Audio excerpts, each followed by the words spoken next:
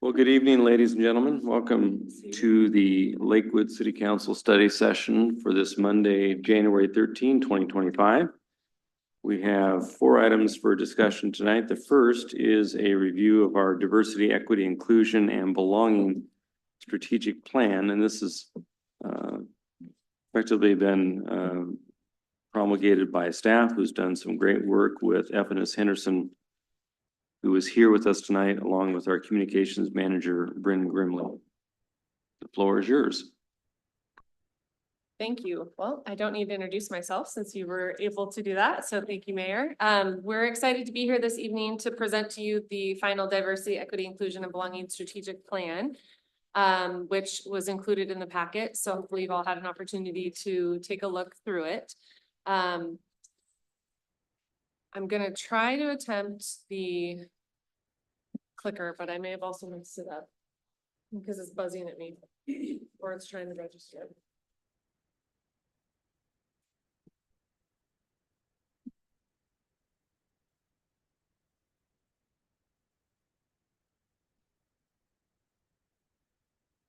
So this evening, just to sort of look at what we're going to go over. So just a reminder of the goal that we had when we set out on this effort.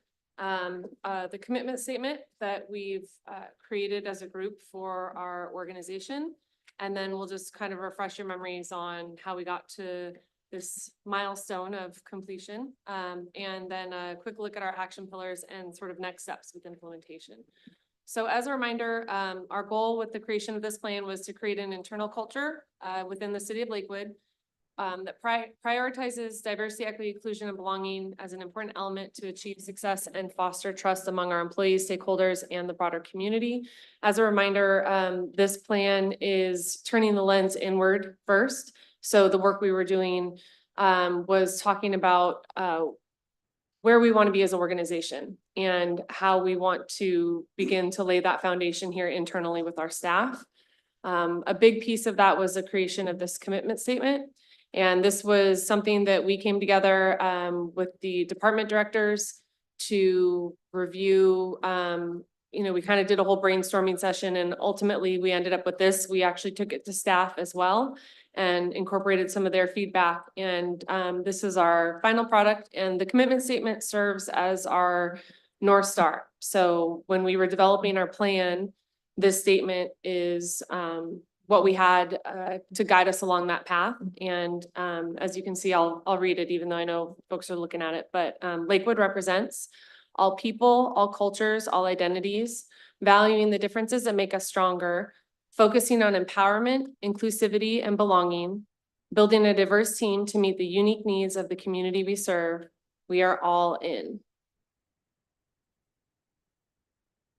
So just a quick refresher as to how we got here. It's crazy to think that it was actually a couple of years ago now, because it doesn't feel like it. Time's going too fast these days. As we started this, we, as you know, hired HenderWorks and F.N.S., who's president and CEO of that company, to lead us on this journey. And one of the first things he did was do the leadership assessment, where he interviewed all the directors. I know he also spoke with all of you, and then he provided us his assessment based on that process and what he heard and what he learned. From that, as a group of directors, we went through the personal action planning and did some education sessions. And a lot of that work was really important because it was creating a foundation for all of us to start from the same place. So we spent some time in this area because we really needed to make sure that we were all operating off of the same page, that we knew what we were doing collectively, and that we were all understanding what our goals were for how we're going to move forward. And then phase 2 moved into the assessment of the current state. This is where we created our commitment statement, and we sort of began to look at, okay, what's important, what should be our priorities. From there, we transitioned to doing the expansion into the middle management. So we brought in our supervisors and we shared with them the work we've been doing to date, our commitment statement. That's where we also got feedback from them and their thoughts. And we took into consideration some of the things that they were saying and suggesting. And we basically let them know that this is where we need their support to help us create the plan, right? So we need not only them, but also their employees, to help with this plan's creation, because ultimately it's an internal document that we need everybody to be a part of, so that they understand it, and then also are a part of, its implementation. And we want to make sure that we're addressing what staff is seeing on the ground every day. So with that came the identification of our action pillars. So we actually created 11 in total that we had different areas that we wanted to cover, but we knew that we obviously couldn't start with 11. So we identified 3. And from there, we gave those 3 pillars to the action pillar teams, which were composed of about 4 to 5 folks between the 3 teams each. And they each volunteered, which was great. We didn't have to volunteer anyone. They actually actively wanted to be a part of this. So that was really exciting. And we were blown away by the work that they did. I mean, they got to work immediately. They met regularly.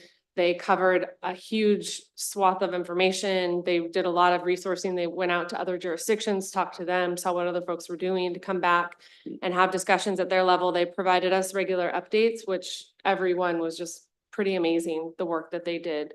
And ultimately, they came back to us with their final recommendations.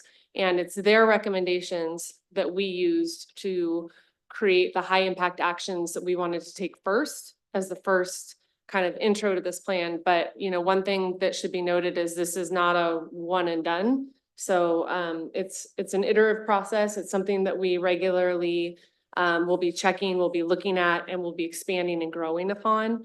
But we wanted to make sure that we put in items there to start with, that we knew we could hit those timelines that we set up, to show that this is, you know, we are going to be actively working through this.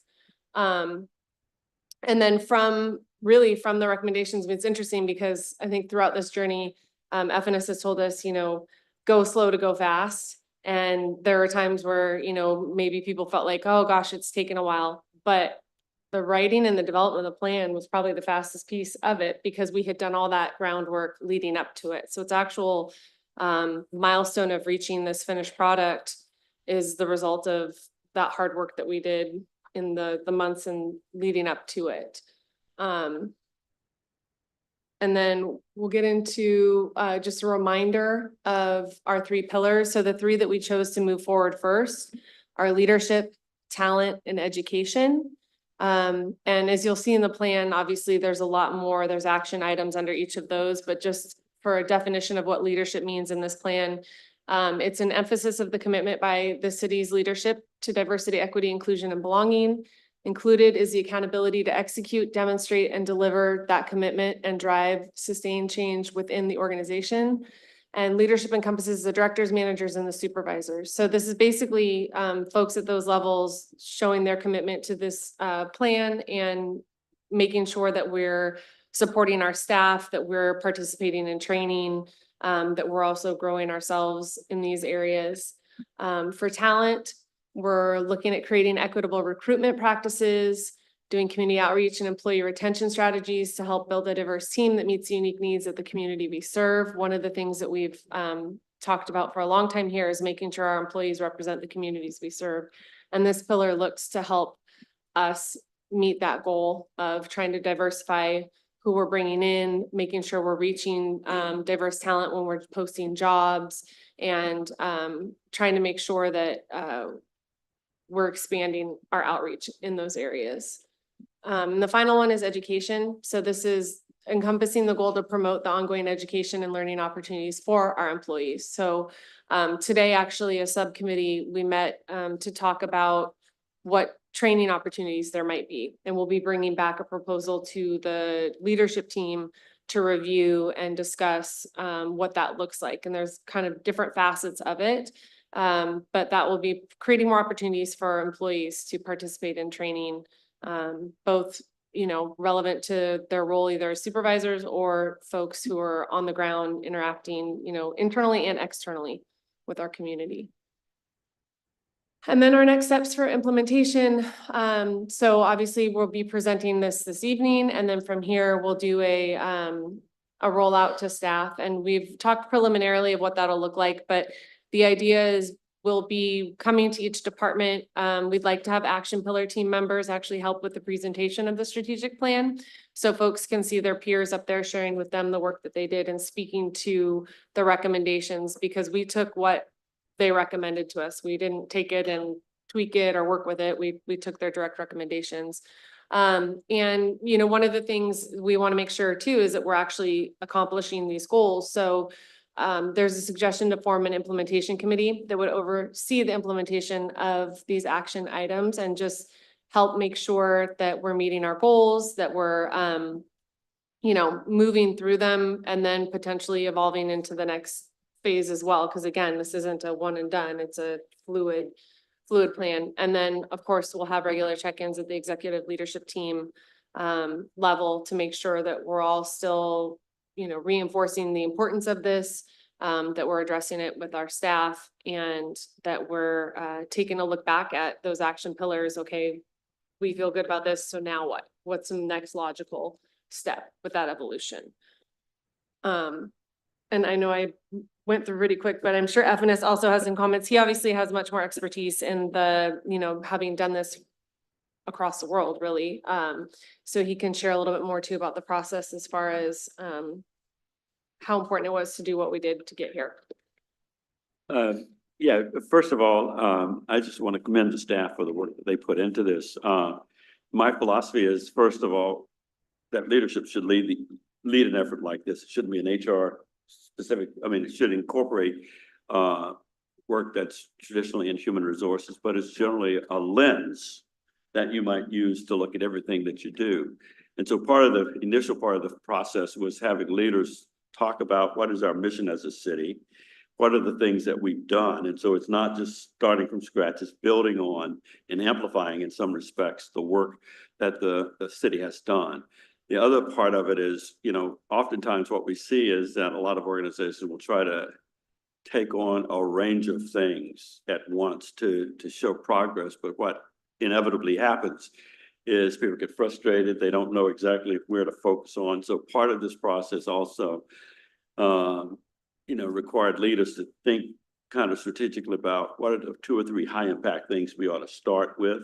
That this is an ongoing process. We can come back, and as we get through some of those things, we can move on to other things. But to keep it simple, it doesn't suggest that things that leaders individually might do on their own, that they not do that, but they do. But in terms of a city strategic framework to really start very, very, very narrowly on those 2 or 3 things that could make a big difference. The other thing I'll say, and then I'll just stop, is the commitment statement was a fairly significant undertaking. One of the things that we did as a part of that process was to have the leaders talk about writing the actual commitment statement themselves. It wasn't Brendan write it. It was kind of like, okay, what are the words that should be a part of that? So if you look at those words and how they're framed, it was a process where the leadership team actually debated, you know, the whole concept of what does all in mean and all of the other things. So it was a process of really deepening that commitment and the understanding. The other thing that this helps set the stage for, as you look at how you deliver services as a city, how do you think about diversity, inclusion, belonging as a lens, not as the main event, but as you think about how you deliver those services, how should we be thinking more intentionally about some of those things? And again, this is a fair amount of work to take on. So again, the go slow, take the time to think about it, figure out the cadence at which you can do this, the pace, the thing that is most needed for the city, and focus there, and then come back next year and say, okay, how did we do? Part of it is driven by that leadership pillar, which basically talks about accountabilities, direction setting, role modeling, and so forth, and so on. So part of it, you know, I think was driven by the desire to make leadership the front and center piece of the work itself, but also during the process to reach into the organization and have others provide input. And that's why the pillar teams represented a cross section of the city, employees and so forth. So I thought the group did a great job. Lots of debate and discussion. Are we moving too fast, too slow? Let's move on. But again, my counsel was take your time. Don't try to and don't try to nail this in 1 or 2 meetings. It's a process of reflection and serious thought, critical thinking. So that's all I'd say. And I should add, you know, similar to how we took our time with the commitment statement, we really did take a lot of time with the actual recommendations from the action pillar teams. We reviewed those over multiple meetings and had a lot of discussion and back and forth as to why we chose what we chose to move forward and the timelines and what can we realistically achieve. So I know, you know, at some points it felt a little redundant, but we as a group did it together. And when you have that many people around the table trying to create a plan, you need to make sure that everyone's on the same page and in agreement with what that looks like. So, you know, we took multiple weeks to just go over it again and, okay, are we good with this? And, it was definitely a process that everybody was very much involved in. It wasn't me taking the recommendations that we said we wanted to do and writing it down. I mean, it was really literally line for line, going over everything, every timeline, every action item, so that we all were in agreement. Yes, this is what we can agree to. This is what we want to do. So that, you know, for the very reason, same with the commitment statement, it's something that we all are invested in. I just want to make one other comment. And the comment was, we wanted to honor what's been done in the city. I mean, it wasn't like you were starting from a tabula rasa, you know, you have done some things over the years. And part of what we emphasized was let's ensure that what actually is developed is in alignment with the shared values of the city. So we looked at the value statement, and we also looked at the work that the council and the city had done around equity, you know, and so we tried to make sure that whatever was developed was sort of aligned and in sync with the history of the city and how it's evolved over the years. So we'd be happy to take any questions. Great. Questions? Mr. Branstetter.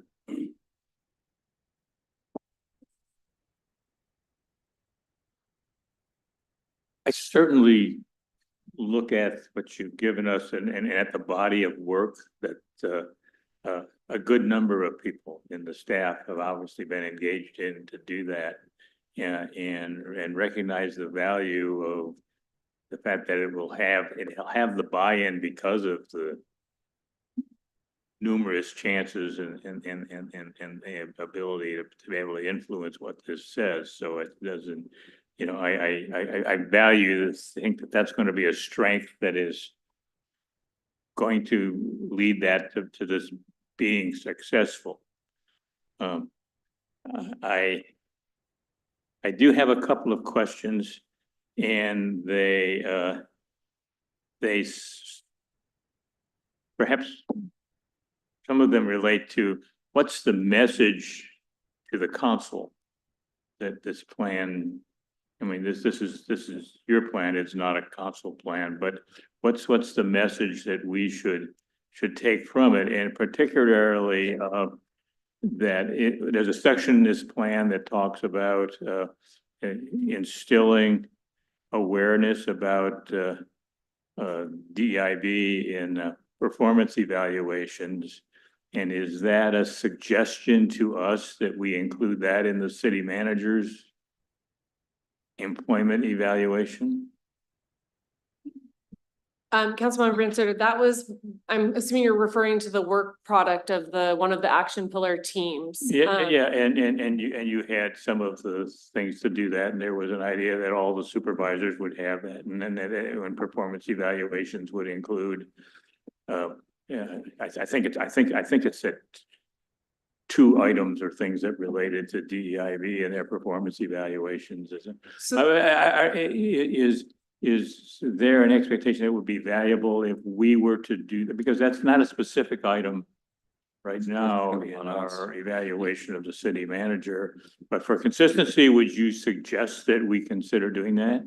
well, at this time, it's not in our immediate items that we're moving forward. So we as a leadership team would still need to have a conversation. So we haven't put that, yes, that's a recommendation from one of the pillar teams, but it's not one of the first items that we moved forward to take action on. So, you know, I think at this time, we're not doing that yet with our staff.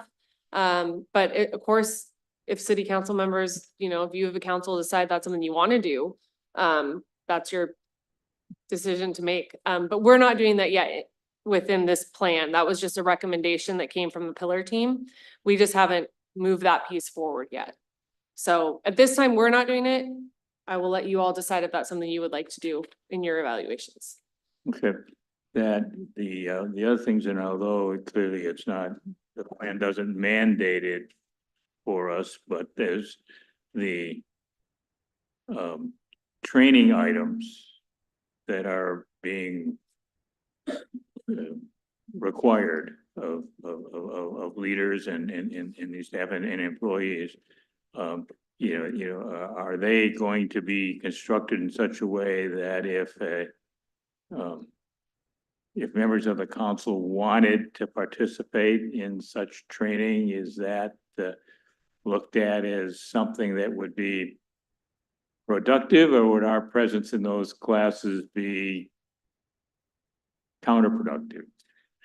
I think probably what we could do is find training that would be good for the level and the role in which you all serve as elected officials. And I think that would be applicable. I think attending probably training with like frontline staff wouldn't probably be the best. Yeah, I'm not necessarily looking to mandate that different council members go to different things, but I'd, like to have the opportunity to, as there are topics that I think would be valuable, speaking for myself, that would be valuable for me to be allowed to participate.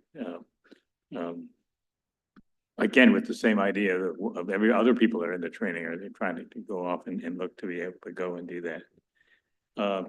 Could I just make a general comment there? I won't, because I think Brenda's right there, but I was the convener for the working group that established the ISO standard for diversity and inclusion.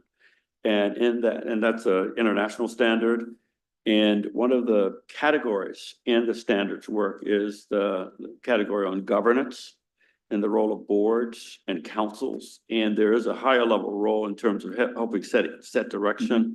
When we worked at this, we were looking at it from a staff level, feeling that there was direction being given to staff to really look internal in terms of staff and the workplace and workforce. And so that was, in my view, the focus. But there is, over time, organizations will have a role that councils play, that boards of directors play, which is a little bit different from that's done in concert with, say, the city manager and staff. And I guess that I would just, and this is sort of a personal comment on the selected areas of training. I just personally would think that you might want to look at retitling the dealing with difficult employees training to a different title. It doesn't necessarily have the same content, but I don't know that the concept of belonging aligns with categorizing some specific employees as difficult. That there may be a need for strategies to help some employees to do that, but you might want to look at a different title with maybe the same content in the training, but I believe they actually took that. It's the name of a training that the Washington Cities Insurance Association, it's actually, that is the name of the training, is dealing with difficult employees. So I think they took it from a list of what WCIA offers, but I agreed. I don't know that will be one that will actually be moving forward, but we'll be mindful of Okay. how things are named. I see Definitely. for over 2 decades, I've seen that piece of training be on a list of training given to supervisors, and I never liked it. Because I never liked stereotyping any employee as a difficult employee. And then, Mr. Mayor, I think that we as a council can can absorb and understand the work and how our staff is going.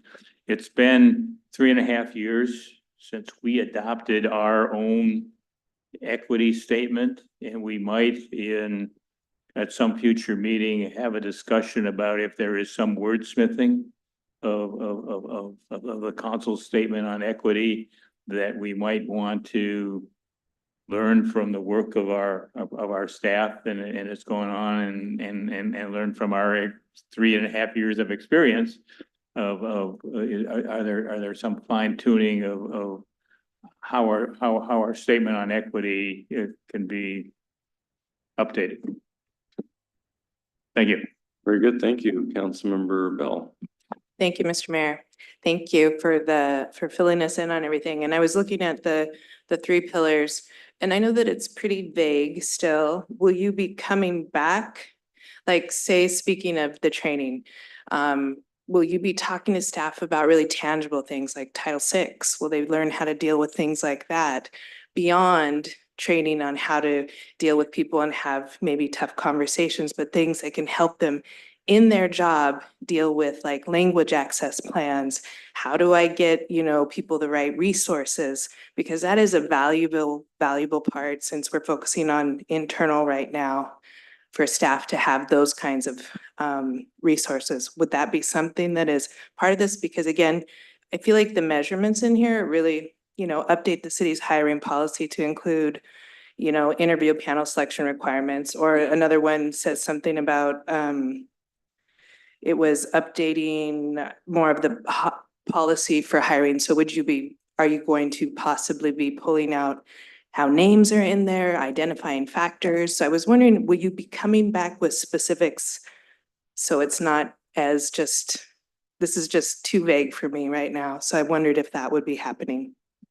So some of those practices are already happening now, the names and all of that, but those will be conversations that, as we chip off these pieces, check off that box, then we move to that next step. And so that'll be something that, yes, the training, will be an evolution, right? So we'll have the opportunity for people to take their own training on their own time, and then we'll have sort of that quarterly, sort of how you do your anti-harassment training, that concept as well. So we don't have the training yet because we just met today, but we agreed that we need to have sort of a foundational piece to move everybody through, because there hasn't been consistent training unless folks have gone out on their own and done it.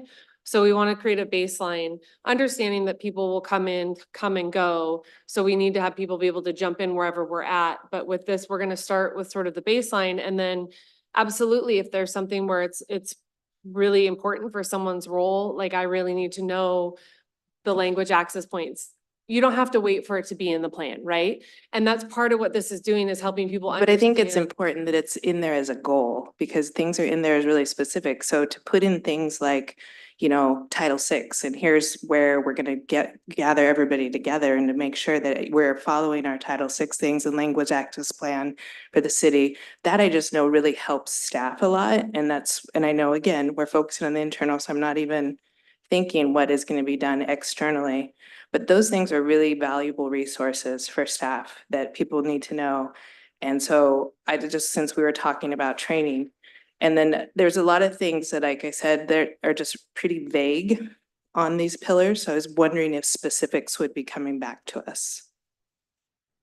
I'm sure that there can be updates that can be provided as we set through and create the next steps. But this is the plan as it is. And then we'll be working, like I said, there'll be an implementation committee that will be helping with that. So I anticipate, just based on the updates that the city manager does, he'll probably provide you guys with regular updates of what that looks like. That's great. I Yeah, I would that would love be my- more updates, I think, coming back to council. And I think we have talked about that before. I'm not speaking for my other council members, but I would appreciate more updates on to what is happening here, because like how you had mentioned that, it's hard to remember. This has been going on for quite some time. And just to see what progress we're making with this would be great.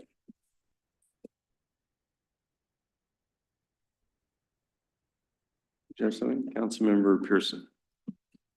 Thank you, Mr. Mayor. I like a lot of, you know, the stuff in here. I like certain aspects of the talent, pillar. I like that we're, you know, trying to reach out to folks on different platforms to target different folks, to get, you know, applications in from a variety of people. I like the discussion about the diverse interview panel. That's about where that ends for me. I don't like that a lot of this talent acquisition portion is about measuring you know, what the people look like that we're hiring, where they're from, what their demographics are, and really having that as like a key piece that we're kind of focusing on to try to match. You know, it talks about here about comparing it to what the city of Lakewood's demographics are, and I don't know if you know, we should be targeting whoever's the most qualified candidates. That's my, you know, I want to make sure that we get staffed up with the most qualified candidates out there, and that's my number one target for talent acquisition. If they happen to be a certain type of person, you know, men, women, you know, black, white, Hispanic, you know, Asian, that's so, and I, you know, if we hire 6 women in a row because they're the most talented and most qualified, then great. But it kind of is a little bit troublesome when I'm seeing so many of these metrics and measurements about what the people are that we're hiring and making sure that we're comparing it to the city as a whole. You know, that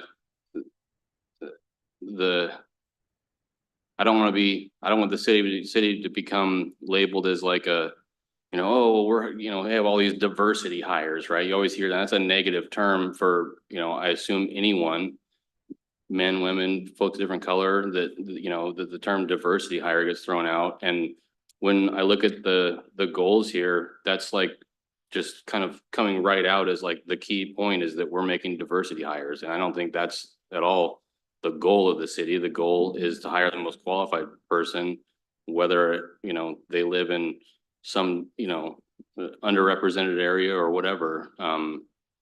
So there's some things on the talent pillar that I think it needs some more work and at least to make sure that we're, you know, focusing on getting the most talented people in, regardless of where they come from or what they look like. So just in response to that, we actually had a very robust discussion about that, and a lot of what you just said is exactly what was said around the table between the directors. And so the action items under the pillar, I'm wondering if are you looking at the talent teams matrix as well?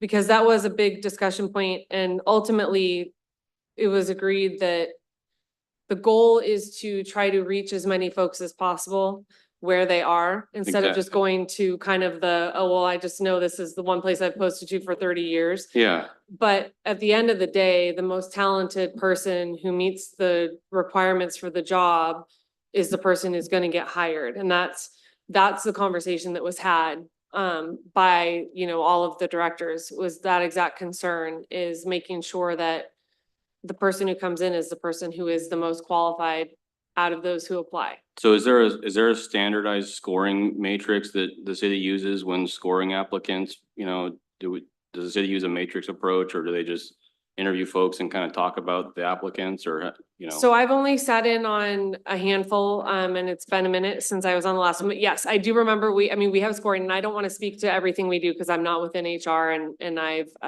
you know, I have not been on very many panels. But yes, we definitely have, you know, sheets that we're using, scoring that we're doing, criteria that, you know, questions that are specifically created, for those interviews. And then, of course, there's also discussion that the interview panel has, but HR takes that, they take the scoring, and then they share that score with, the hiring manager. And they're, you know, that's a piece that's used with the process. Okay, yeah, I wasn't in the matrix. I was in like page 21 through 23, where it's kind of lays out all the text about the desired outcomes and the action area 1 and these different measurements and things like that. And like you said, I like a lot of getting our applications posted in, different areas. But one of the other ones was focusing on, it says in here, recruitment's focusing on certain areas, targeting certain types of people is what it looks like it says. And that's not my target. That's, target is to get the most qualified person. So I'm not targeting people, I'm targeting, qualified candidates. I think what you're suggesting and asking a question about is a question that we hear a lot these days about how do you structure your selection practices, your outreach practices such that you reach a broader swath of the community that you're serving. You can actually do both, you could hire the best qualified. You can also create a pool that reflects more of the community that you're in. And so with a community like Lakewood, that's majority minority, I think. Now, you want to be more intentional about how you do your outreach, because if, to your point, if you always go to the same place, you're likely to get the same kind of folks. So part of the strategy in terms of thinking more inclusively about your selection and recruiting practices is to look broader and in those areas where you may not otherwise have gone. And that helps you create a bigger pool. And at the end of the day, the most qualified person should be selected. Okay, thanks. And I think too, one of the reasons why, and we do this already, is sharing the both internal quarterly employee demographics, is understanding as well, this is who works at the city presently. So it's also just that awareness. It doesn't necessarily mean that you're gonna change who you're gonna hire, but it's good to know, here's our city's breakdown, here's our employee breakdown, just to have a sense. It's kind of, that was part of the conversation as well, is just having that awareness of knowing what maybe some of the underrepresented groups are within our own demographics. But I think everyone is pretty passionate about making sure that whoever is hired is the person who is the most qualified, who was on that, who was brought in to be interviewed. Okay, thank you. Councilmember Lauricella. Thank you, Mr. Mayor. First, I want to follow up on what Mr. Pearson brought up. In my experience, it's important to be casting a broad net so that your candidate pool is super diverse, and then you can get the highest qualified people moving forward in the process. But the other side of that is when you're not getting a large enough pool that represents your community, what actions can you take to build the talent in your community so that you're creating that system or that line that feeds into things. And in my previous role, we did a lot of that, going out to schools, educating people, promoting STEM, that sort of thing. Couple of questions. So first, I appreciate the sort of top-down leaders taking on this responsibility in the city. But at the same time, do we have a plan for tracking our progress continuously or regularly with feedback or surveys of city employees on how things are going, how they feel represented? Are they feeling like they've bought into this and that their leaders are taking care of them, so to speak? Is that a plan? So we did conduct a survey last year of staff, and that we sort of view as our foundational baseline survey. And it let us know, and actually a lot of the feedback that we received went into, and that was shared with the pillar teams, went into the development of this. And we do have a plan to go back and do a similar survey of employees. It may not be annually, especially this year because we're just beginning it. But the goal would be to come back in another 2 to 3 years and then do that consistently to get that staff survey. And it would encompass both the DEIB topics as well as probably just, overall satisfaction survey, just to hear from employees what's important to them. And directors also know that they should be regularly checking in with their staff on that as well, right? And your performance evaluations are a good time to do that as well. So we've had that conversation as a group. talking about, it's not just okay, been 3 years, let's ask people the question. The goal is that this will be a continual, just a part of the day-to-day interactions, conversations, staff meetings, providing updates, having those conversations. And then surveying folks to find out what's really happening on the ground for Okay. them. Yeah, thank you. I would encourage at least annually so that you have a formal process by which your leaders can course correct and make sure they're addressing things regularly, so it doesn't have to sit for a long time before change happens. And then I also appreciate that you're looking inward first, but is there on our forecast, on our timeline, looking forward into the future, a plan for externally, how we're engaging with the public in our city and making sure that their needs are being met when it comes to diversity, inclusion, et cetera? So the way this is set up is, yes, I mean, that will be something that we can do down the road. And I think, this internal creation was at the direction of council. So if it's council's direction to do external, that'll be something that staff will be able to do. Okay, thank you.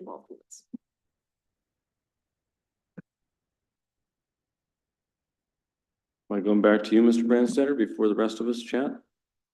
Go ahead. I just want to just comment on the last discussion is that,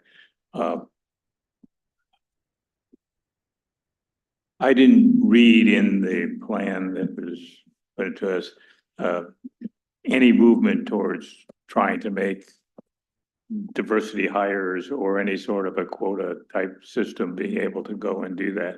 I think it's going to look at that. I have a great deal of faith in the fact that the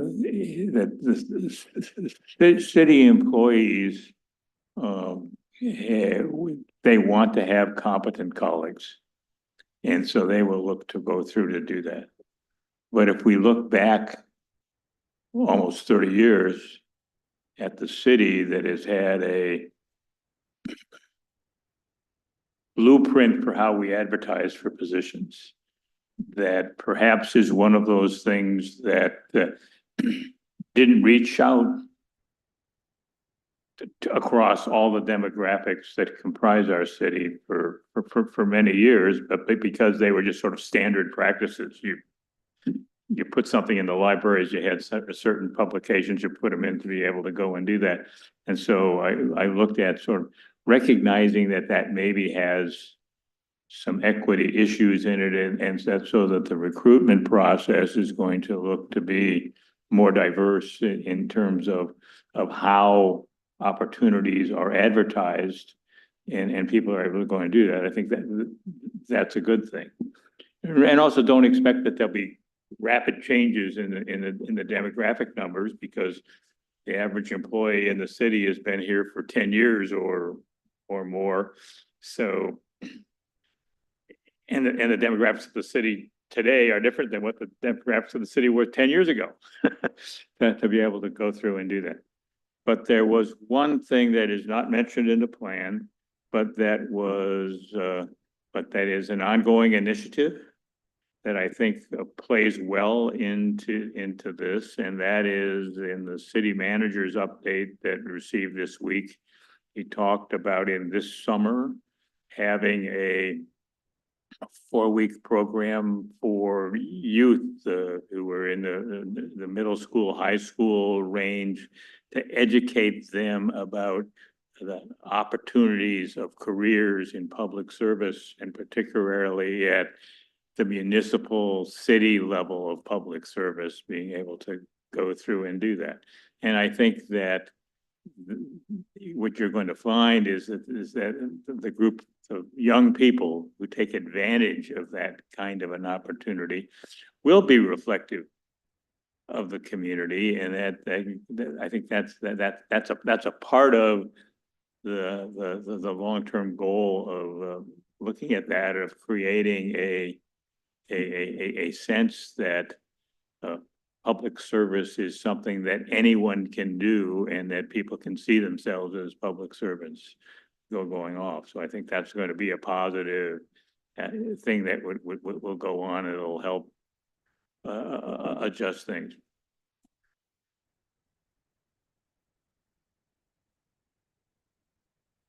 Thank you very much. I just had a couple of questions on the training modules that are forthcoming. I assume you guys are putting those together. Have you thought about mechanisms through which or by which they will be consistently sort of disseminated so that folks get equal opportunities for training, those kinds of things? I know there's other places that I've seen, there's platforms called NeoGov or whatever, and they push out training and everybody clicks that they've done it, and it's video and you have feedback and you have take a little quiz. What's the Yes, plan? so that was actually part of our conversation today, is it's our understanding that NeoGov is basically like a platform. There's another one, I think, called Power DM or something along those lines, and those are ways in which to be tracked. And yes, we will need to be able to track, and be able to successfully and quickly see how people are taking it. We've got some homework that we're gonna be doing where we're gonna be contacting some neighborhood jurisdictions that use those platforms and finding out, are they using them by creating their own training criteria? And then that's just how they're tracking, or do they have that as an offer? So still more to come, but I think that would be the kind of gold standard that we'd like to be able to do, is have something like that where it can just be sent out to staff. And then that would be in addition to potentially whether we have a speaker come in or webinar series or something along those lines. So we really, right now, like the entire world is open for us to just, Mhm. we're gonna look and then bring back to the group. And from there, see what the directors want to pursue, and what they think is the best course. Yeah, that sounds great. I think you certainly can create your own content Mhm. with input from the experts.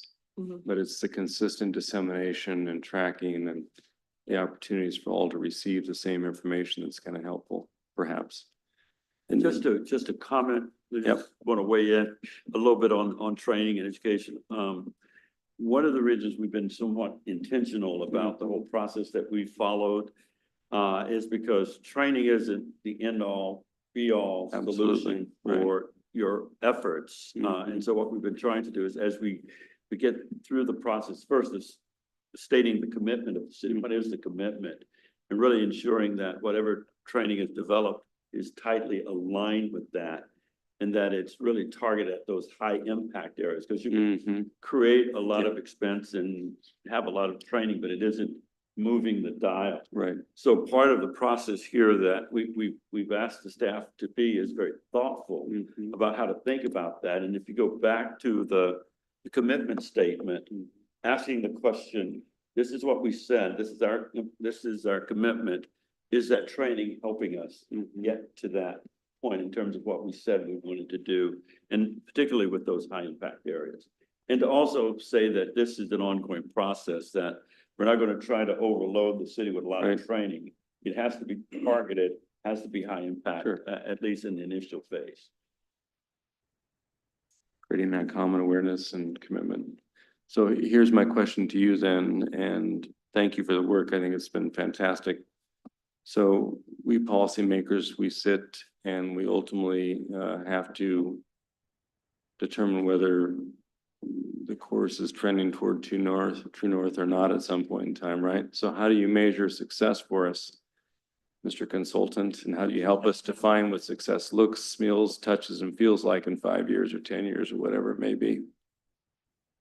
Well, I'll put it to you this way. I think success should be measured in how tightly it's aligned with the strategic direction of the city, starting fundamentally with the mission of the city, the critical strategies that you're employing to move the city forward, and how diversity, equity, and inclusion is a lens to help get you there. One of the things that we're trying to help people understand is that diversity, a lot of folks, when they think of the concept of diversity, think about a narrow focus like race and gender. Mhm. But what we're trying to help people understand that even if you look in this room, diversity exists. So it's not about any particular demographic group. Sure. It's how do we create a more respectful, inclusive place where we're all in? I guess that's the question. So How do we know when we're close to there? that's the question right now. And I think it's when people like the council and like the city leadership and employees say, you know, we really are excited about Lakewood, and we're really about the fairness and the treatment and the equity that we see in our relationships with one another, not just staff, but as we serve the community. And our bet is that the more you are more intentional about creating an experience and a workforce that reflects that community you're serving, the more likely you're going to get there faster. Very good. On the road to Abilene, I'm feeling good. Well, thank you very much for the work. It really is very thoughtful and well put together, and we appreciate all the efforts of you folks on the director level and certainly the staff that helped put everything together. So look forward to it. Thank you. Thank you. We appreciate it. Yeah, you're very welcome. Okay, very good. Next, we have Mr. Ott, our city engineer, who's going to review the maintenance agreement with the Washington State Department of Transportation for the Gravelly Lake Drive to Thorn Lane shared use path. Something we've been working on for many a moon that is now coming to fruition, so wonderful to see.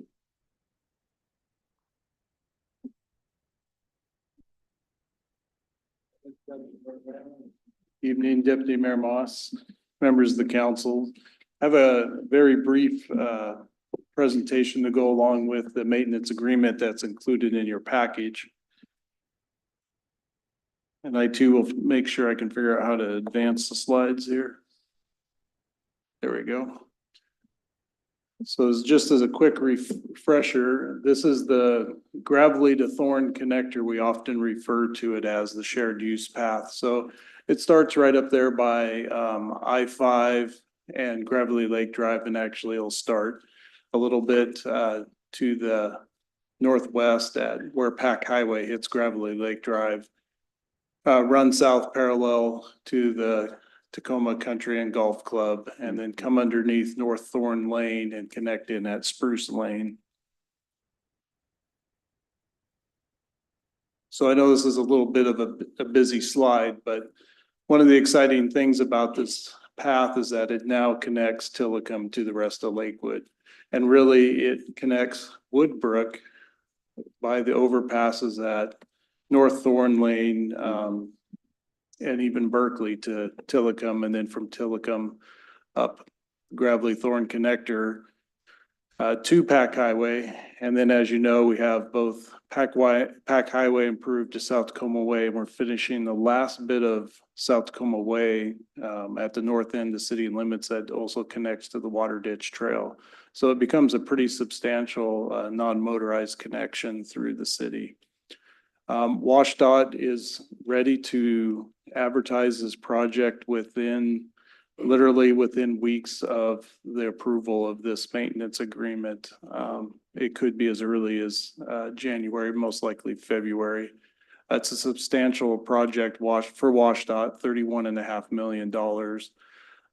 One of the benefits is, as we know, I-5 can become blocked.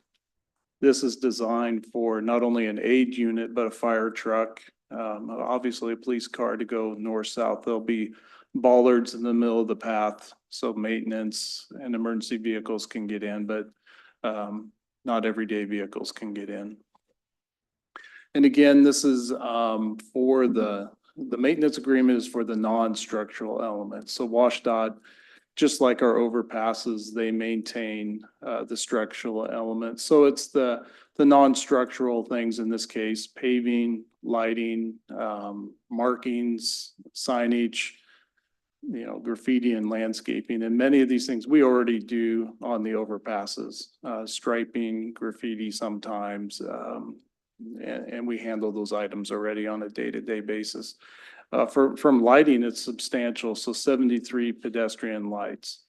The monthly fee I listed there, I'm a little bit conservative. That's based on a 12-hour day. Obviously, it's lit for a little bit less than that year round, but just for a conservative standpoint. Would those be similar, Weston, to the path along Stillicum or the Fort Stillicum Park, that new path we put in? Yeah, exactly. So, and that's So there's 73 on this, that's a little over a mile, and that's about a half mile, and there's about 30 lights on the new That's gonna be path. great. So it's gonna be very similar, yeah. And we want the path to be well lit. Yeah. And again, this is similar to what was done previously, the previous phase of I-5 widening. The reason this path didn't get into the design build contract is simply that WashDOT wasn't able to get all the land use agreements in place ahead of that. So they went ahead with the design build for the majority of the work and then did the traditional design bid build for the path, knowing they had to get those agreements.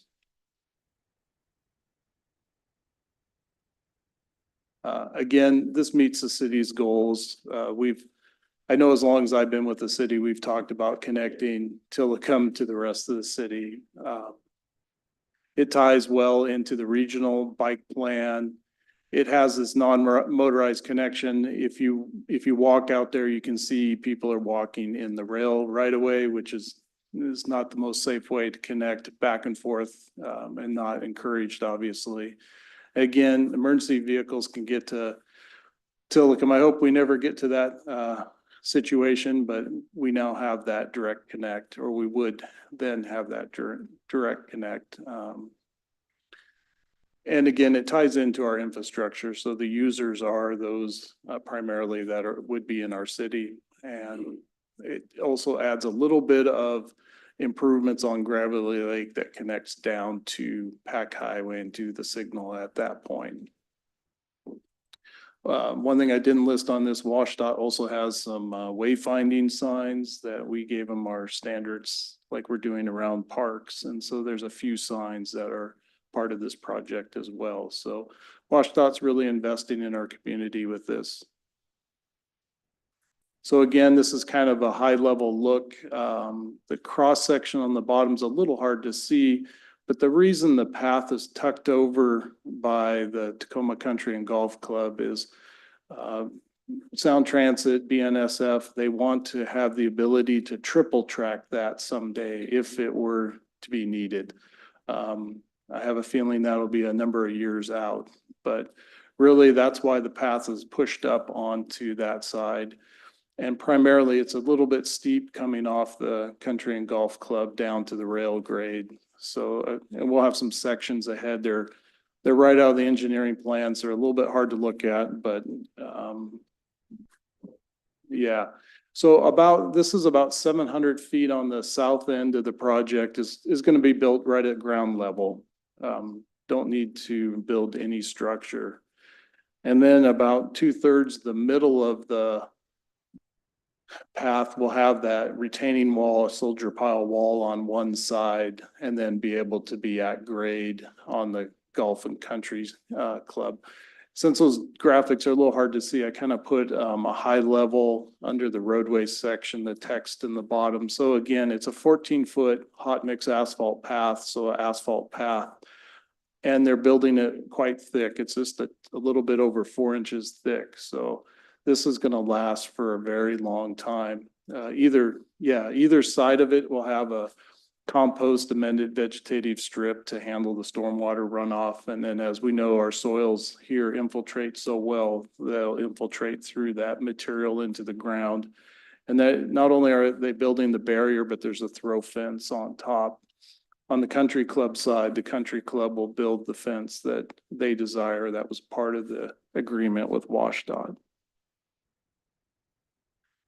And then the last part of it will be, it'll be structure that can have, a portion can have wall on both sides, and then a portion of it will actually be a column with a structure on top. And that'll be at the Gravelly Lake Drive end of the connection. And it's not that long of a section, but to get up to Gravelly Lake Drive, that was the most efficient way to do it. And again, you'll have throw fencing on one side, the other side you'll have they refer to as a privacy fence, but to shield the residents on that side, to give them a little bit of privacy so people aren't looking down into the back of their yards. And then it'll connect up onto Gravelly Lake like a normal roadway project. So trees, are something we're concerned about. Actually, in 2019, I walked the whole project with the arborist, the consultant and WashDOT, and that's kind of that middle bullet item. There's quite a few trees there. I was really surprised in how poor condition those trees were, and that was back in 2019. And since then, the conditions for trees haven't improved. But both Sound Transit and the Country and Golf Club would like those trees removed, and they are literally right on, you can see they're right on the property line. You can see the old fences historically that have been there. And they're primarily firs. There are some Gary Oaks that are going to be removed, and really this project is not really fall under the requirement to replace them, but WashDOT's going to replace them at a greater ratio than what would even be required on a standard project. So they plan to put in 12 new Gary Oaks for the 3 that are taken out. And again, the Golf and Country Club will build their wall. That's part of their agreement with WashDOT, their fence and wall on their property line, and then associated landscaping following WashDOT's project.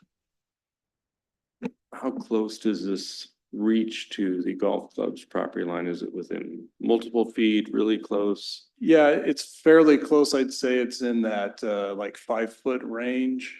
So they'll have a bit of a, either it'll be a little bit of that vegetative strip, or it could be a section where you have a barrier and a fence, but it'll be real close to that. Cause what they did is they pushed the path right up against that side. Got it. So, It's my understanding they're going to be using the monies they receive from WashDOT to do more of a sound attenuation sort of concrete wall.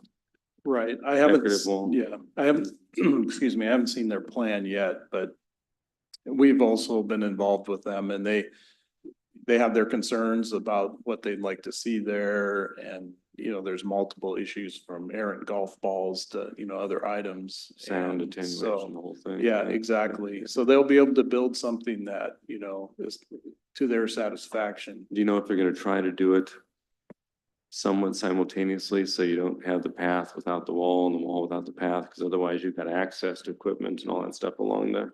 Right. I haven't seen a work plan from them yet. You know, WashDOT still has, you know, by the time they advertise and award, it'll be, you know, probably June before construction starts. So Country and Golf Club still has a little bit of time, but yeah, it would be my hope that they would come in, you know, Get it right done. behind or at the same time. Yeah. And then there is also the understanding that WashDOT needs to be out in time for the women's senior golf tournament in June 26th, I believe it 26. is. So this Yeah, is all to be done. yeah, Another quick question for you. I don't mean to monopolize your time, but because we are doing the finalization of design, almost ready to bid for the Nyanza project, are we looking to figure out a good way to make sure it's connected from Nyanza and Gravely to this? Because I know a lot of folks who are big bikers are very excited about being able to bike from the town center down the new Nyanza, whatever we're designing, eventually over to this interconnector road to get to Harry Todd Park, for instance, or perhaps over to Fort Lewis. right. So my understanding at this point, that would be a separate project, not part of the Nyanza project, but we do have those improvements on the north side of the road from Nyanza Gravely to Pack Highway. You would have the signal to cross there to get over. But there is that one little section right now that there isn't those improvements. But there's no reason that can't be done as a standalone project, and it wouldn't hold up either this work or the Right. Nyanza work, so. It's just something to think about as we're Right. putting these together, if we have any extra funds, which is a magical thing, but you know, people have been looking forward to this Right. connection for a long time, to get safely from the town center to Tillicum. And then that piece, what it does is it becomes a gap project, and it becomes a better project to chase grant funds, et cetera, for as well, so. Yeah, down the road, it'd be kind of nice to better understand the gap So we have it in our minds kind of what to expect or Right, how to be patient, I should say. right. Yeah. Well, we'll definitely bring that forward to our department leadership. That'd be great. When's the ribbon cutting? Yeah, so the ribbon cutting, my understanding would be after June 26, 2026. I did hear about I did hear about this probably around the turn of the century, 2001, 2002, somewhere in there, that this was gonna, and at the time it was 2 lanes or 1 lane going one way or something, and it was gonna be cars. Been noodling over this for years. So and it's, years. it's been at least 2 decades, Yeah, easily 2 decades, and we're into the 3rd decade on this, so good things come to those who wait, I guess. Yeah, and I think just to follow on to that, I think the Cross Base Highway was when it, the pressure was to build this, and then with that being stopped, that's kind of what had WashDOT pull back. But with the recent widening, this was one of the items of mitigation they needed to build. So that's what I have this evening related to the maintenance agreement. And then at your next regular council meeting would be the time to discuss and vote if you were going to authorize city manager to approve this maintenance agreement. very good. Thank you. Questions, Mr. Branstetter? Yeah, thank you, Weston. While it's not part of this agreement, because it's not things that are in the current plan for what WashDOT is going to build for us. Is the design such that between the path and the wall, that there will be some room to eventually at a couple of or a number of places put a bench or something that, I mean, it's over a mile, and it may well be that would be over time, that would be an amenity that maybe even some groups in the community would fund a bench like they do in parks to put along that, to go there, because it's maybe in our update of the legacy plan, when it's done, this will rise to the level of being considered a linear park. It's gonna have the lighting and the passive and some active recreational abilities to be able to go and do that. But even so,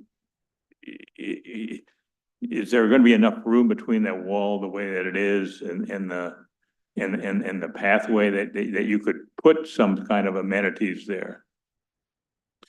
So between in the areas where there's wall or it's really close to the Country and Golf Club would probably not be ideal. However, that southern 600 feet, there's some extra room in there. And that's also the area where some of the Gary Oaks are. That would probably be more feasible for a bench in that situation. Yeah, and obviously, we're not looking at designing or putting any in now, but I think that eventually that's the kind of thing that would be needed.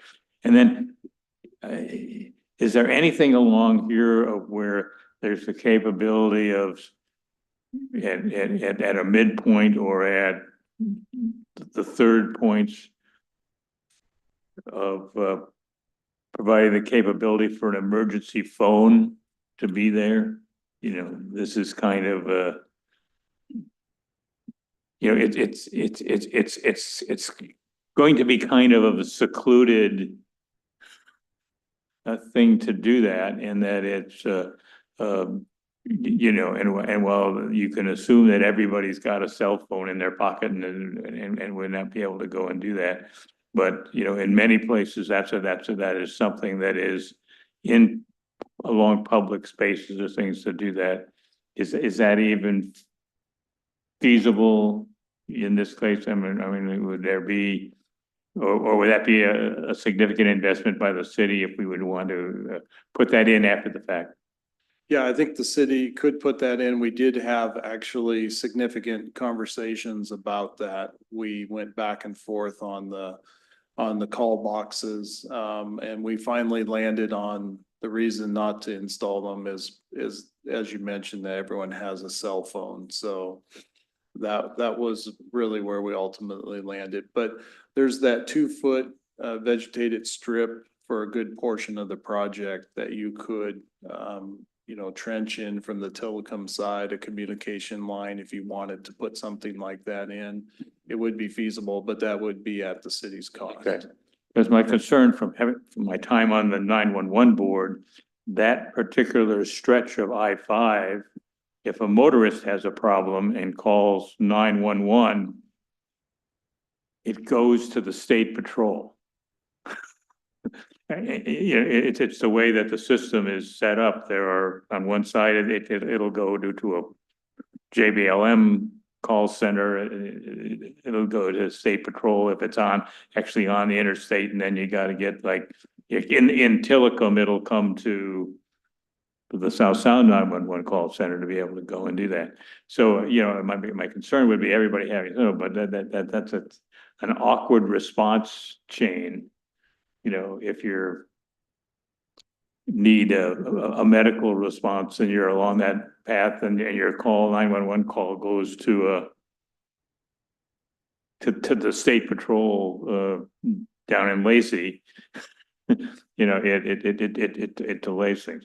But, and obviously these are all enhancements that can be made out once we've actually got the 95% solution of there actually being a way to get from A to B without walking along the shoulder of the interstate. Right, okay. And, and thank you for the years you spent monitoring this and ensuring that Lakewood's interests were incorporated into the design. Okay, in terms of beginning to do that. Thank you. Great, thank you. All right. Thank you. Councilmember Lorisella. Thank you, Mr. Mayor, and thanks to you and the rest of city staff for continuing to pursue this. This is, as others have said, has been an issue for a really long time. I remember growing up, friends of mine living in Tillicum who would ride their bikes along I-5 to get to the rest of Lakewood. So it was not a safe activity, and this will help to fix that. Following up on what the mayor said, it's critical that we find a way to connect this to the rest of our pedestrian infrastructure, and we've got about 300 feet between the end of the sidewalk at the 76 station there and where we're talking about putting this. Correct. So it's not a huge distance to put a sidewalk in, and I think it'd be important to make that a priority. Yeah, I think the only issue, if I remember correctly, and it's been a little while, is the right of way is, I believe, what the issue is there in that section. So, but nothing's, undoable. That can definitely, it would just have a right of way phase with it. Yeah, makes sense. And we don't want to delay this project or the Nyanza project to do it, but it'd be great if we can find a way to make it safe for people. Yeah. Thank you. Councilmember Pearson. Thank you, Mr. Mayor. Thank you for the presentation and the continued work on this.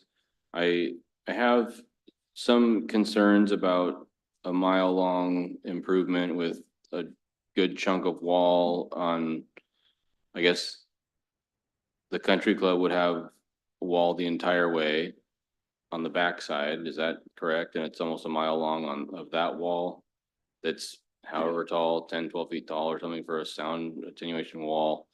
And then there's retaining walls on the lower side of the path. And as you drive through Tacoma, everywhere there's a square foot of wall, seems like one more square foot of graffiti. And if we're signing up to maintain something, is there, I don't want to be spending just endless time and effort and money trying to paint over graffiti. Is there a way to do vines or something else that would, be a design implementation that would, remedy that, I guess? I'd rather do some vegetation maintenance here and there, a couple times a year than you're out there every other week doing, with gallons of painting over this stuff. So, right. Well, thank you for that.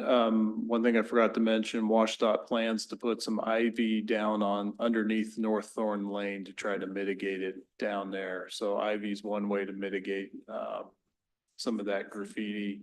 The other thing, it's not really easy to walk along the bottom of that wall, but that doesn't mean people aren't motivated. So, I But see them they hanging can't- off of, stuff Yeah. under where I, you know, you Right. never see graffiti, don't even know how they get there half the time, so. right. So I think it will be a little bit also with graffiti. It's kind of a wait and see what we end up getting, for that area. It, it's not real close to a lot of housing, on the Tillicum end, but then that section for the first 600-700 feet's at grade. And on the gravelly end, it's a little ways before you get to housing. So it'll be interesting to see what ends up popping up, but one option would be ivy, to plant some ivy in that area. I would much rather see a green wall than a multicolored wall for a mile as you drive through Right. Lakewood, and it's like, wow, there's Tillicum and there's a mile of graffiti, so, There's a $31 million yeah, mural. yeah. Yeah, maybe. Anyway, thank you. Well, it begs a question about, with lighting, certainly it helps, but opportunity to put some cameras there so that we can visualize knucklehead activity and perhaps put eyes on it and maybe even post it that, your knucklehead activity is being observed. Yeah, I think that there's quite a bit of opportunity for that because we do have power in the area. Right. WashDOT's gonna put 2 meters in. It's pretty good line of sight through there, so I think that would be, an opportunity if we were gonna do something, Wi-Fi, web-based type. Yeah, you could probably set that up. Wouldn't be a on bad one idea of the just because of the poles. tunnel effect. Yeah. I don't want to call it a tunnel effect, but you got a pretty high wall that might be obscured Right. from the toss wall a little bit, and you have opportunity for people to do things that may not be what we want them to do there, other than enjoy pedestrian Right. bicycle amenity. Yeah, they will have to get around, that fencing to get down below there to that Mhm. wall. So. Okay, yeah. Yeah, so it'll be a little bit challenging, but as you mentioned, and like you go through Tacoma and there's some folks up to the challenge, so. Very much, yeah, Like that. yeah, exactly. Throwing down the gauntlet. Well, very good. Any other questions? Great overview. We appreciate it. So this is going to come back for us to approve in its present form. Yep. Unless anybody has any suggestions to the city manager, Mr. Ott, on any language. I read through it. It looks pretty straightforward to me. Pretty thorough, actually. Mr. Branstetter? Yeah, I guess I would just say is that at some point in time this year, whenever, a similar presentation around design, not necessarily around the maintenance agreement, but around design and timelines for the Tillicum Woodbrook Neighborhood Association would be, see if they would be interested in having, hearing this for a few minutes at one of their meetings. I think we actually have that on the calendar coming up here, Mr. Branstetter. It's a very good thought. I think we have one this month out there. So I think we're out there, That's tomorrow, for actually. sewer, and I think Tiffany has an item. But I will say WashDOT was at the TNWA meetings many times, With coming this. up through the I-5 widening, process. I mean, But if I could take out a couple of handouts just tomorrow, because I'm on tap, it looks like tomorrow for the Tillicum Woodbrook Community Association meeting. At least so I can speak to it. Okay, how many would you like? 4 or 5 is probably plenty to put around the table for people. And then just pick some of the figures from the presentation. Yeah, that'd be great. Yeah, just whatever the best visuals are. Okay, And I don't know if Chris Davis will be coming to that or not, but that you could give them to Okay. him to give to me or whoever might be coming out tomorrow. all right. And if it has to be something at a later date, we can do that as well. Yeah, I think they'll appreciate that. And, you know, many of those folks who've been there for a while, we've all been anxiously awaiting this for at least 10 to 15 years that I'm aware of. We've been working Right. on it a long time. So Yeah. it's great. Okay, that's Right, it. Thank you. very Mhm. much.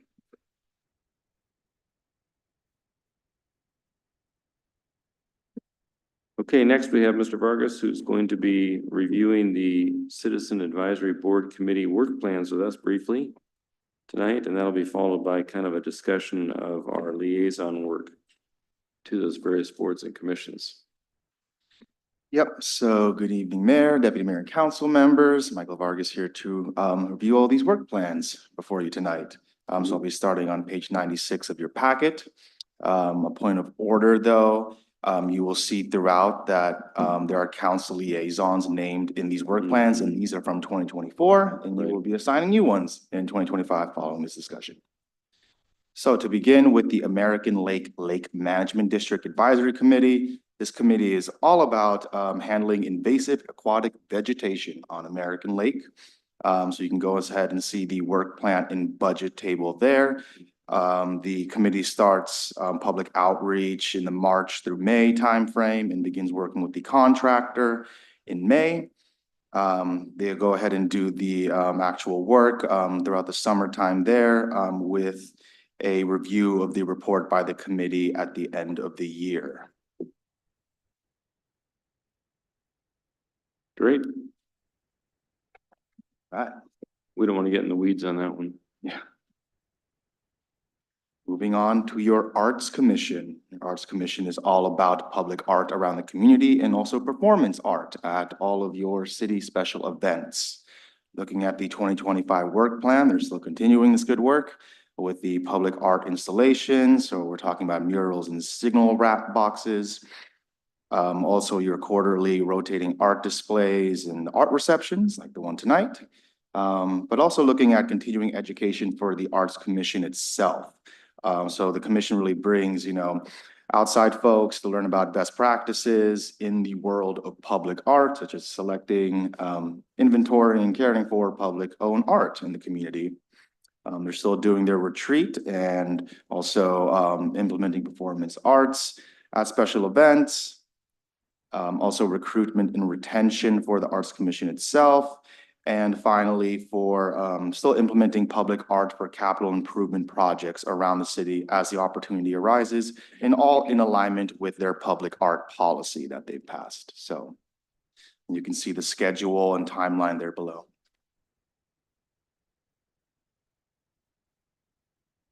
Very good. Yep. Moving on to the Community Services Advisory Board. So traditionally, this board handles two policy areas, human services, as well as housing via approval of CDBG/home related plans and reports. This year, they're implementing the opioid funds distribution program. Via the opioid RFP process, will be similarly constructed to the human services program that they already implement. Because this is a new important task here, I'll go ahead and walk through in detail how the opioid program is folded into their current schedule. So beginning on page 100, we see in February that the board will finalize the opioid settlement funds community assessment method. AKA this is looking at how to conduct research into the impacts of the opioid crisis here in Lakewood. So really gathering that data, working with a consultant and making sure that the RFP scope of work is informed by that research. So that will be finalized in February. In March, the research will begin in earnest with the consultant. Looking into April, they'll continue the opioid settlement funds discussion. There is a row left off here, which will be added in the packet for next week, because after that item, there will be a study session to review the opioid RFP scope of work with the council to get your direction and finalize that. Following That study session, they'll continue the drafting that RFP and finalize the RFP in June. The opioid RFP will be released to the public in July with a review of the proposals in August. Skipping down a bit, there will be a presentation of the opioid settlement fund recommendations along with the next year's human services funding recommendations in October with review of council's feedback of those recommendations in November to wrap up the year. So that is how this new opioid program is being folded into their current workload. Any comments on that or good? Okay. Sure. Thank you, Mr. Mayor. Just a quick comment. So as these reviews are taking place, I see we have a good number of folks from our youth council that are part of that.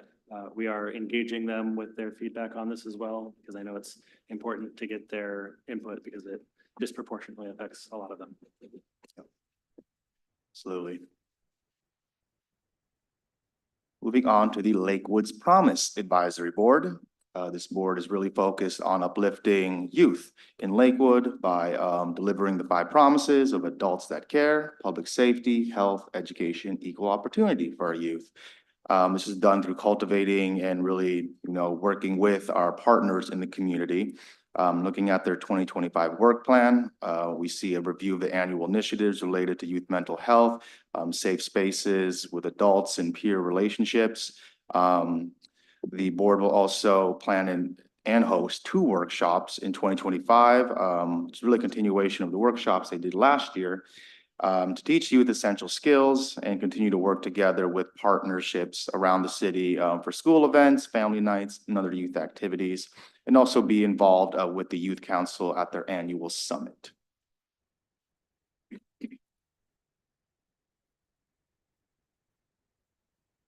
We have their schedule down there below.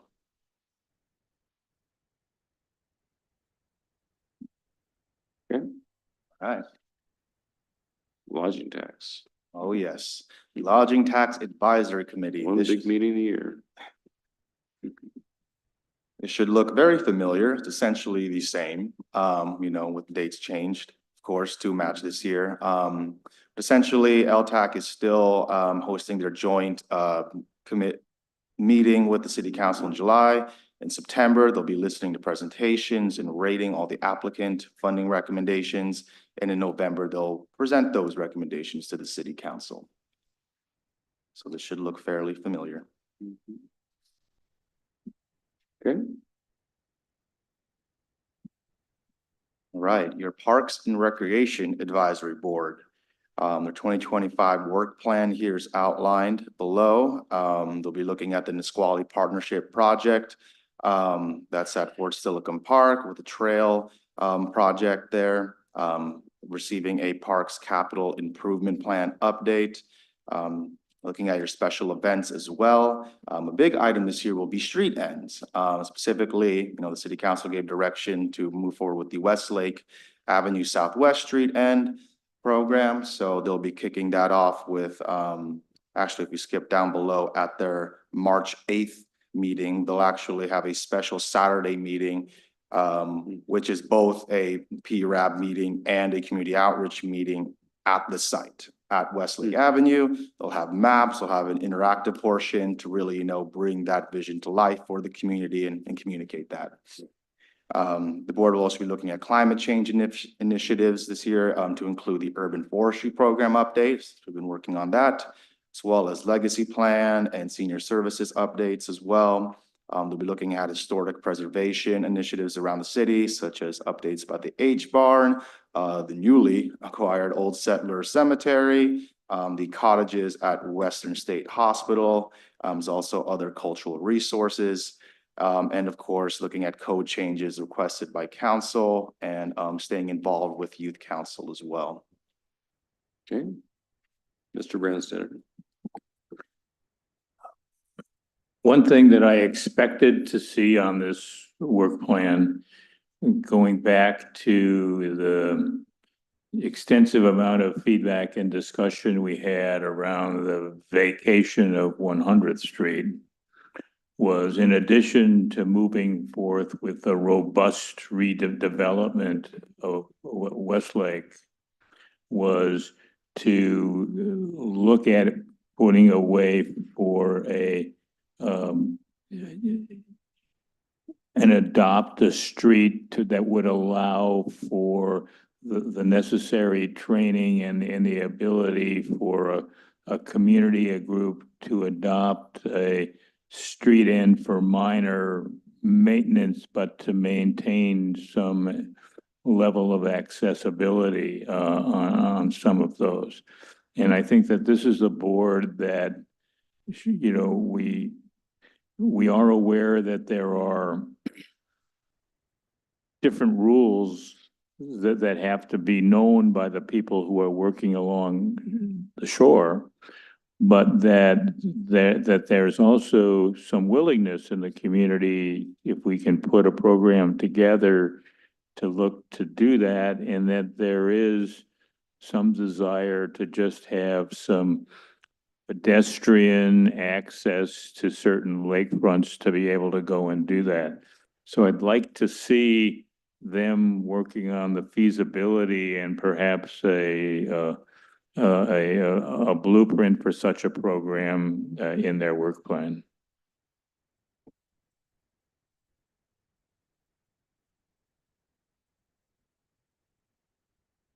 Sense, because you're preparing for Parks Appreciation Day when you're discussing street end design options, maybe there could be some module about effective adoption. Yes, Mr. Caulfield? Thank you, Mayor. Sorry to interrupt, but Councilmember Branstetter, that type of a program is actually one that we are looking to stand up in 2025. It's something that we haven't figured out where within the organization it's going to be spearheaded at. Matter of fact, we're getting together and by the end of this month to kind of talk about that. At this point in time, we hadn't planned on running it through one of your boards and commissions. It was just a program that we had just planned on starting up and implementing based on the previous conversation that you had last year on that particular subject matter, as well as other opportunities. As you know, we do operate a fairly robust Adopt a Street program. And so, but this is something that we want to get up and off the ground sometime in 2025. So just to let you know. But if you want to run it through a board too, you can do that. I would just say running it through a board will probably slow it down. I'll just be right up front with you on that. I guess my thought would be, as the program is being stood up, but at least like the Parks and Recreation Board, since they have been actively engaged with evaluating all of the street ends, to at least be informed, even if they aren't necessarily the primary designers, okay? But that they know how that would work, and that the program can be, once it's stood up, documented within the legacy plan as a strategy that the city is using to allow folks to take advantage of as many of the natural features of the city. So so maybe in the later part of the year for them to just review the program, not necessarily them having to create it, but to review it and be aware of it is, so that it can inform their future decisions about lake ends that we seem to have placed on them over the years.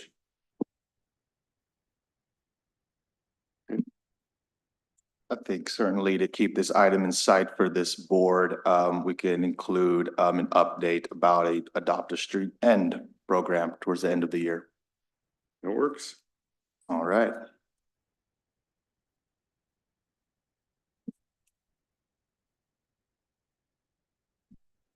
Moving on to your Planning Commission. Planning Commission, looking at the schedule here, the first quarter of the year is really dedicated to looking at various work plans, plans around the city to include your city council 2025 through 2026 goals, the annual housing action plan, shoreline restoration plan, as well as an update on the multifamily tax exemption residential target area. So there's been a lot of movement in that policy area over the last year. Starting in Q1, but will continue throughout the year, is also a review and tracking implementation of a natural environment and climate change implementation plan and work plan. And this item is really consolidating several climate change initiatives throughout the city into one singular plan. Those initiatives include the adopted 3-year climate change work plan, the urban forestry program, and also some state mandated initiatives such as House Bill 1181, folding in climate change, more climate change resiliency into the comp plan. So that's consolidating all these different initiatives under one roof, under one plan. Also beginning in Q1 is a review of amendments for the 2025 comprehensive plan amendment cycle. Beginning in Q2, we have a review of the 6-year transportation improvement program. Later in the year, we see a review of the climate change annual report, which will tentatively be folded into that sort of master plan for climate change. But also a review of amendments related to House Bill 1181, that's climate change and resiliency. That's adding various climate change resiliency sub-elements into the energy and climate change element of the comp plan.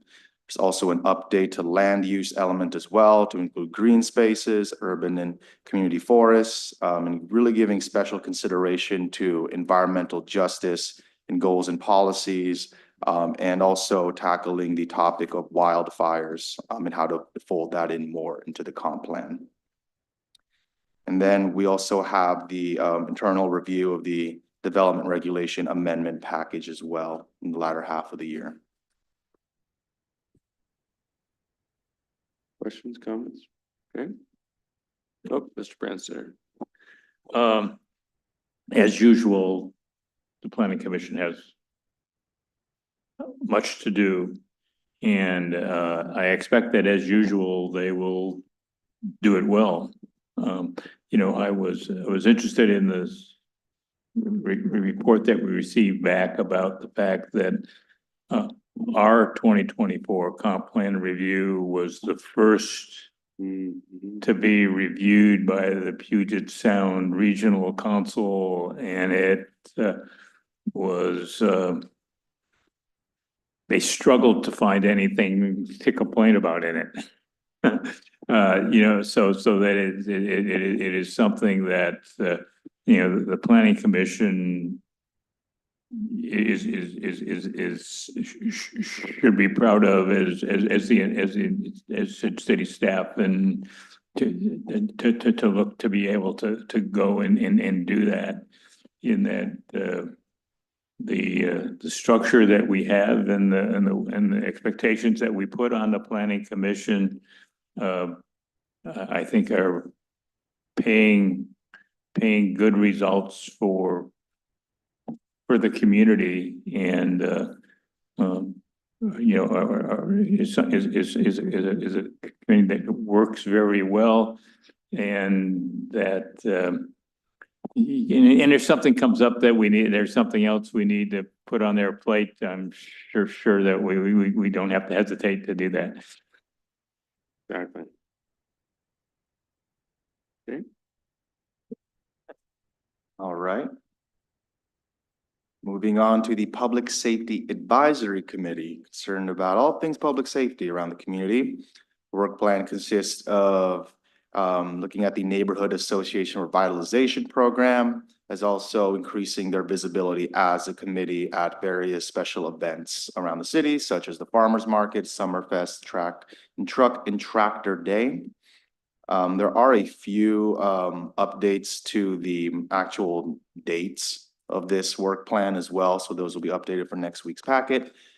Looking at the first meeting, we see that there will be the Neighborhood Association's revitalization presentation by our neighborhood coordinator to the group. Well, there's actually another change here, and then they will be receiving a solely a public works presentation. So the committee asked to look at the various capital improvement projects in 2025 around the city so they can study public safety implications. So be removing the public safety slash there for next week's packet. We have the rest of the schedule outlined there below. Great.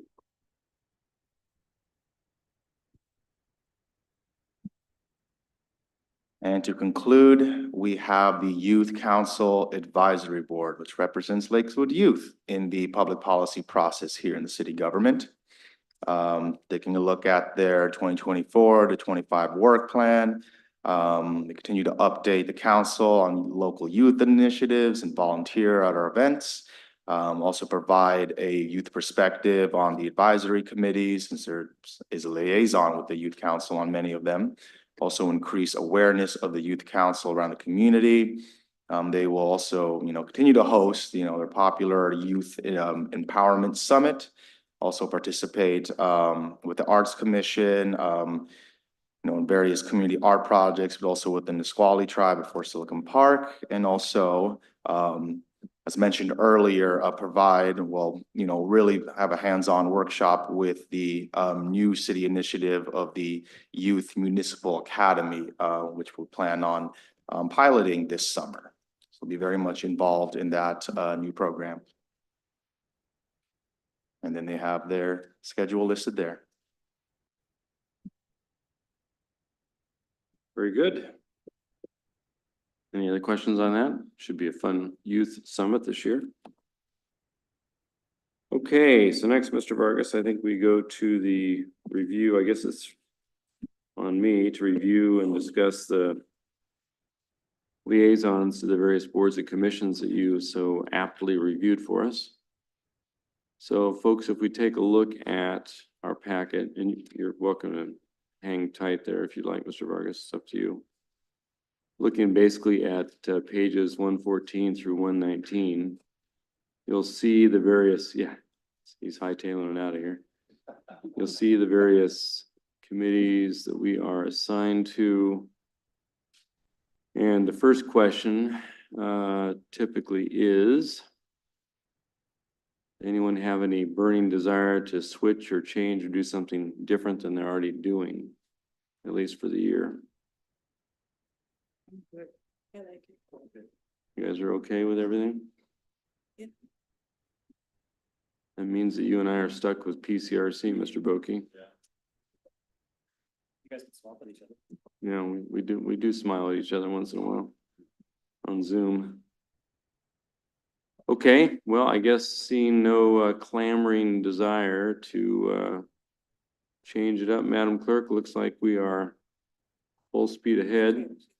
Oh, there she is. Oh, I will tell the mayor right now that under neighborhood associations, which I guess we're now going to go to like every other week or something. yeah, it looks every like. other day. Every other day. Yeah. January 21st, I will not be able to make that meeting. You're planning in advance, are you? Yeah, I've January already, 21st? and I already missed the school board meeting, so. Okay, the school But board. I'd like meeting. to make the suggestion, we go to the school board meeting at least quarterly. So. Makes more sense, probably. But, What was January 21st? Or what? the Fort Stilcombe Park and Neighborhood. Or something, meeting. or the new one is coming up, right? Are all these? It steps on our meeting because of, Are all Right, these neighborhood associations really gonna meet every month? we'll see, right? Community collaboration, I didn't make that last week. Let's see. Springbrook. Yeah, I think the clerk put Yeah, all that sounds these to me. on our calendars, so know which ones you can attend, and if you can't, try to let somebody know in advance, especially with some of these significant ones. And then one of us can attend.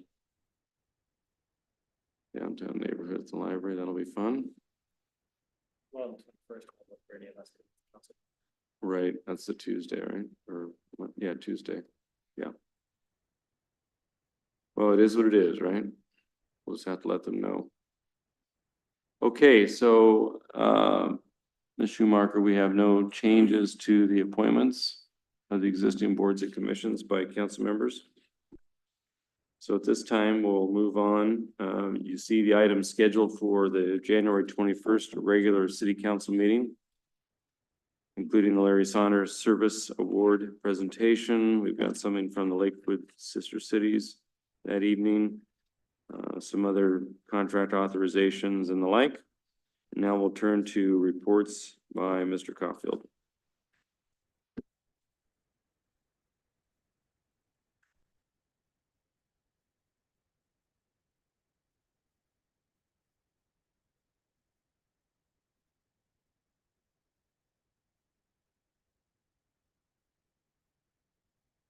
Good evening, Mayor, Deputy Mayor, council members. A handful of updates for you this evening.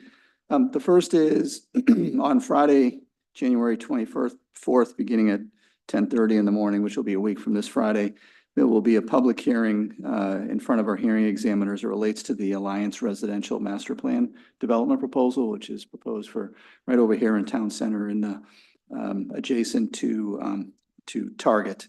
The project itself includes the proposal 300 housing units. Originally, they had proposed well over 400. However, they lost one of their partners, so they had to downsize their proposal.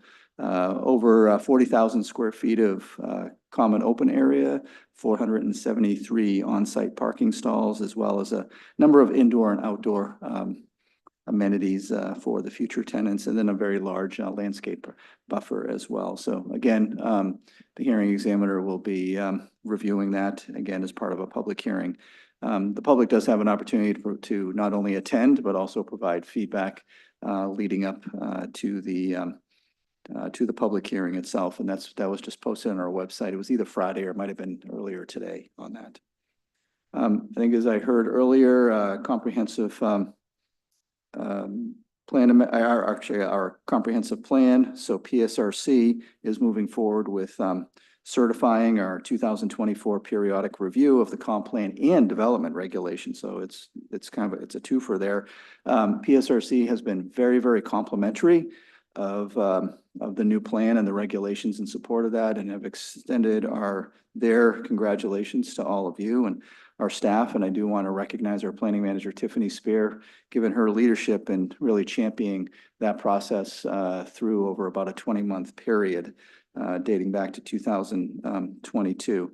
So it's now moving forward through their legislative process, and it is expected to be approved ultimately by their executive committee.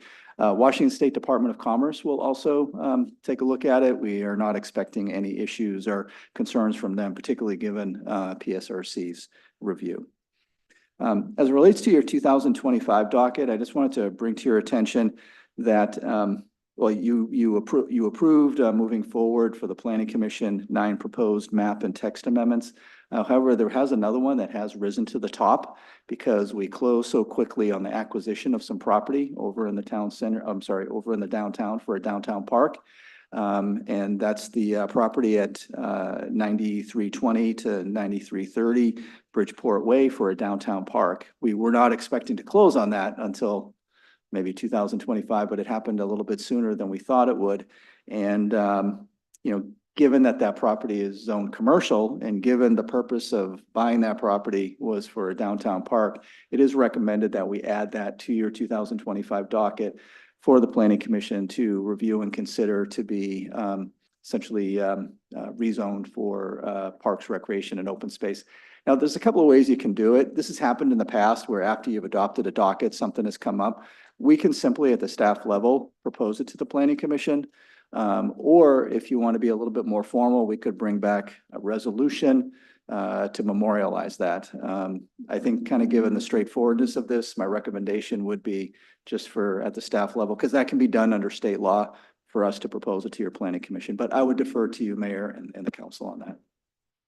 I'm looking around the table and I see consensus to expedite. So let's just move it through staff. Mr. Branster, you have. I guess that I'm in favor of doing a resolution simply because that is a property that over multiple years has had a lot of comment and visibility in the community, okay, about what's going on and what is it to be able to go and do that. And having an actual resolution and an item on a council agenda would highlight the fact that that is, a portion of that property is being brought into the city's the city's park system, and it would be would also make a you know, I just think it's something that we could take the little bit of extra effort to have it to do this in a very public way to just keep the community engaged with how things are moving forward. Well, if it ends up being on the consent agenda as a resolution, it won't get a lot of attention. Not that it won't have some elevated attention perhaps, but still has to end up going through the planning commission. Any other thoughts on that?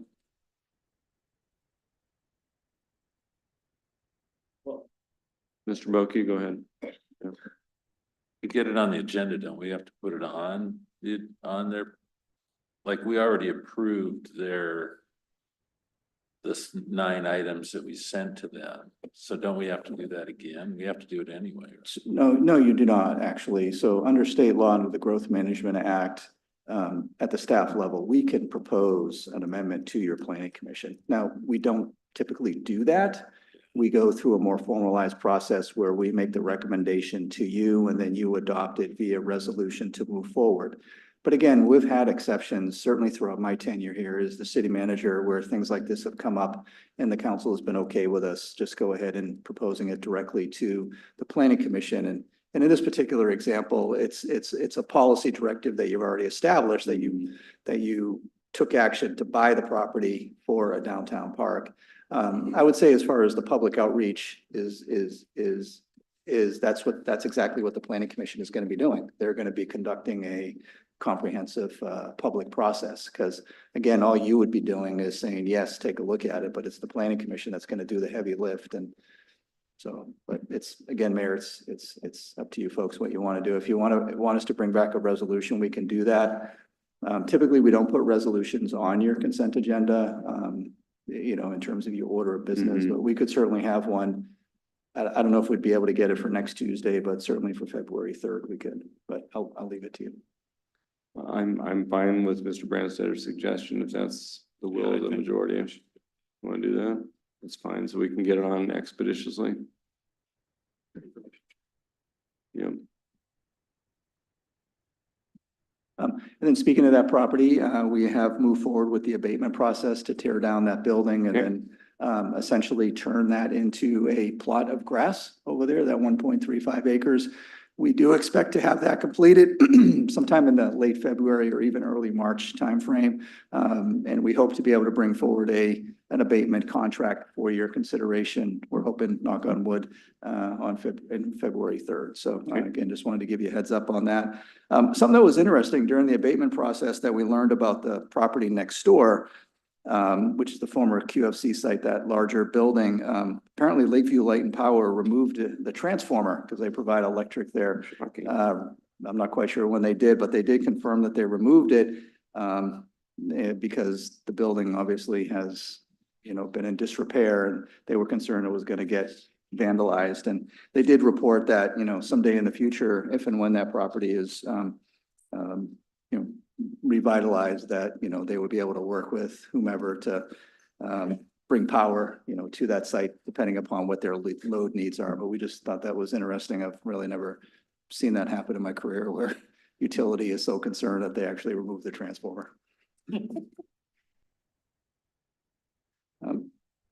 Wanted to let you know that, and this is something that as your city manager, I've been wanting to do for a good number of years. And I know Michael Vargas was just up here, and you know, we're gonna initiate a Lakewood Youth Municipal Academy, a pilot program in 2025. And really the purpose of this is just to expose our youth to how local government operates. And not just the city, by the way, we are going to involve, many of our partners, whether it's the fire district or our electric utilities, the water utility, sewer utility. And also, we also don't plan on just bringing them into a room and, well, there'll be some classroom stuff.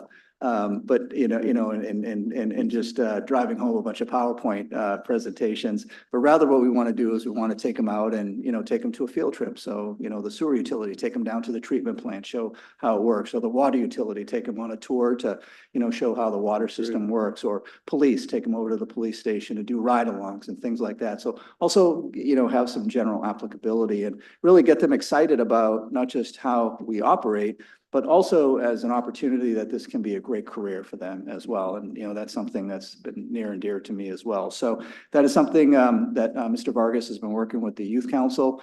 And so more to follow on that, but it is something that we are very, very excited about.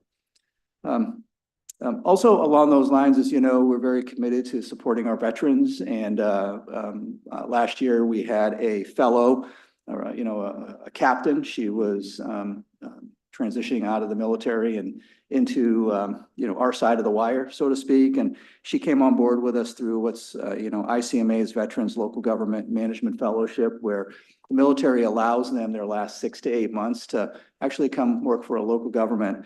And we have another individual that's going to be joining our team, a similar type of program, not ICMA's Veterans Local Government Management Fellowship, but rather the U.S. Chamber of Commerce's foundation called Hiring Our Heroes. They actually have a footprint on JBLM. He is an E7, over 20 years experience, primarily in the aviation side on JBLM. And so he's going to be joining our team. We're trying to get him onboarded now, and he'll be with us probably about 4 or 5 months. And he's going to be working with Mr. Remack and the Planning and Public Works Department. And the reason we jumped on this is that he has an incredible amount of experience in the area of lean management and Sigma 6 and continuous improvement, which is something that Mr. Remack and his assistant director, Ms. Silva, are moving forward at that department level. So it was kind of the right person at the right time. And so again, another opportunity for us to, help out our veterans and transitioning veterans.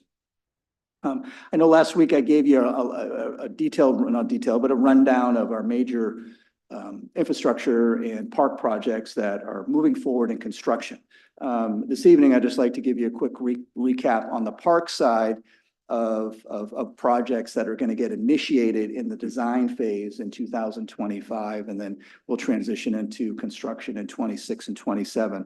I know I had mentioned the Fort Steilacoom H-Barn revitalization project, so that is moving forward. The RFP has been issued. We expect to select a consultant or a team of consultants here in the near future. We're also working on some kind of an agreement with Partners for Parks that we would like to bring back to the council for consideration, since they're actually going to be paying for that work. And as you do know, the purpose of that work is to get the project to about 30%, so that Partners for Parks actually have some really good visuals that they can use as part of their continued fundraising campaign. And then on the city side, one of our immediate needs is we would like to get a better understanding of what the cost estimates are, because that $7.5 million cost estimate was developed a number of years ago. And of course, the environment has changed pretty significantly. So we'll be moving forward on that. Another key council priority is the street end pilot project. And so we're looking to release an RFP later this month. And then PRAB would hold a kickoff meeting in March. And then we would want to get that work done, design end of this year, and then into permitting in 26, and then construction in the summer or so of 26, because it's a window in terms of when you can work down close to the water. So that's our goal at this point in time.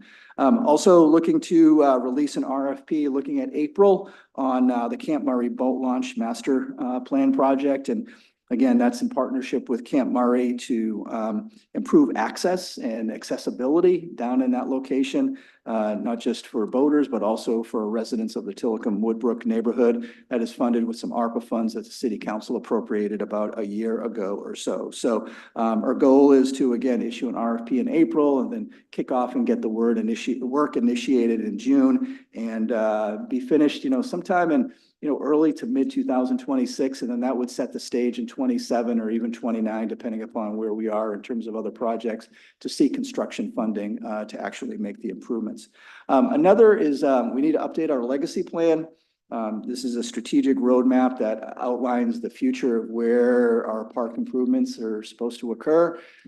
As you all know, I'm a bit of a finance guy, and so I know it's focused on parks, but the reason we need to have it is so we can go pursue grants. And so we need to get that updated by May of 2026. So we're going to kick that process off internally here in first and second quarter of 2025. And again, the reason being is because as we look out beyond 2026, particularly the next major state budget cycle, which will be 2 years from now, we'll have, potentially, funding for the H barn that we're looking for, or Camp Murray, or some other, the downtown park as well. That's the other big item. So we want to be ready and prepared for that. And then the last one, the fifth one, is Edgewater Park. And so we were kind of going back and forth on this, Ms. Dodsworth, kind of hemming and hawing. Do we initiate? Well, do we wait until we receive the state grants that we have applied for, and then initiate the design process, which would push us out to later this summer or fall? Ultimately, what we decided to do, since this is a city council, high priority, is that we're going to issue the RFP in the February-March timeframe and get going on the design.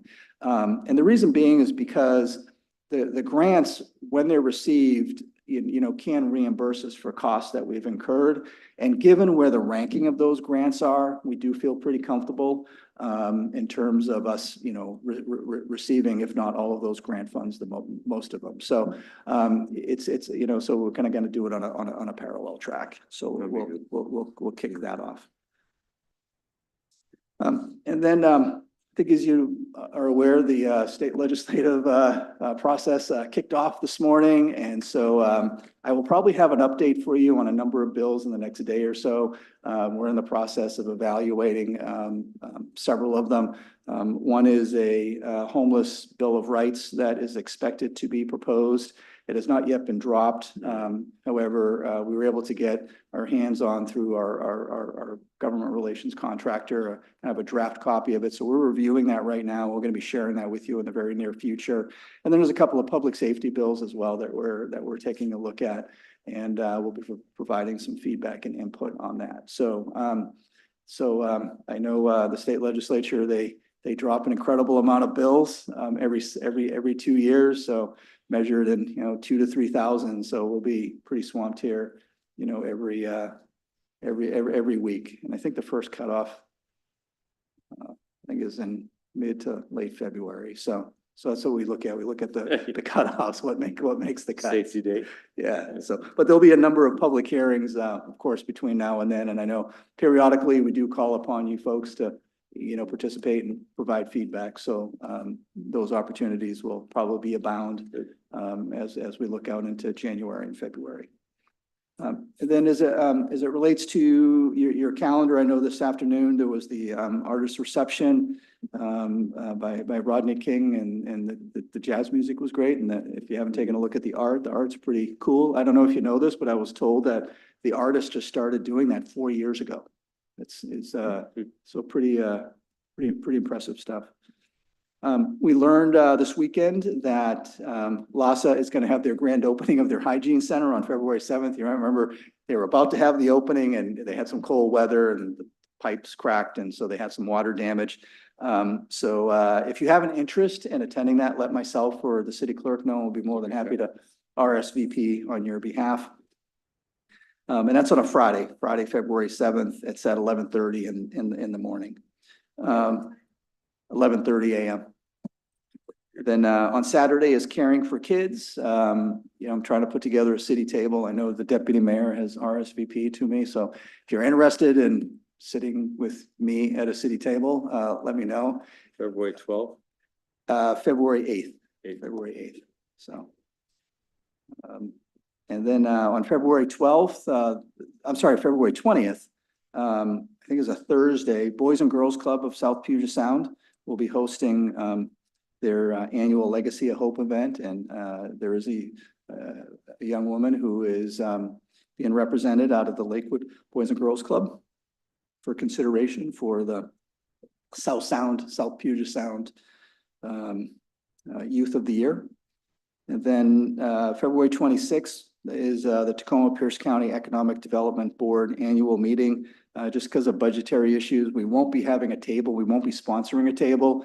However, if you do want to go, we do have money in the budget for individuals to go. We just don't have the ability to actually sponsor a table. March 8th, and I'll leave this to the deputy mayor, but the LMCC, Dr. Claudia Thomas Community Service Award Gala is on March 8th as well. And I know she wants strong representation from the city there as well. Is that correct? I know I will be getting you my check to be able to attend that. And I know we're looking to put it together a city table, you know, so we can all sit together there as well. And then I think that takes us through March. So that's Great. my report, Mayor. Any questions for Mr. Copfield on the schedule? Mr. Branstetter. And I know it isn't as far along as some of the other things you mentioned, but if we had any preliminary discussions with the library district about temporary use of the property on Willdare and Gravelly Lake Drive, during the interim years when they don't have planned to actually do anything to it, but once the destruction and leveling of the property is done, you know, do they have any interest at all in letting us make some use of that with some amenities so that it can be used by the public in that interim period of time? Councilmember Branstetter, so we have passed council's desire on that onto the library. I did speak with the executive director before the holidays, or whenever you brought that up. It was quite a while ago. And their response was, well, two things. One is we're focused on abating the building, tearing it down, and they still have some work to do out there. And then she also noted that that would be something for the Board of Trustees to consider, but that is something that I do plan on following up on probably in the next month or two. Thank you. Very good. Anything else? Mr. Pearson? Thank you, Mr. Mayor. One question about your update on the Alliance project. Where do they settle with the number of stories? Is it 3 stories, 5 stories? Do you recall?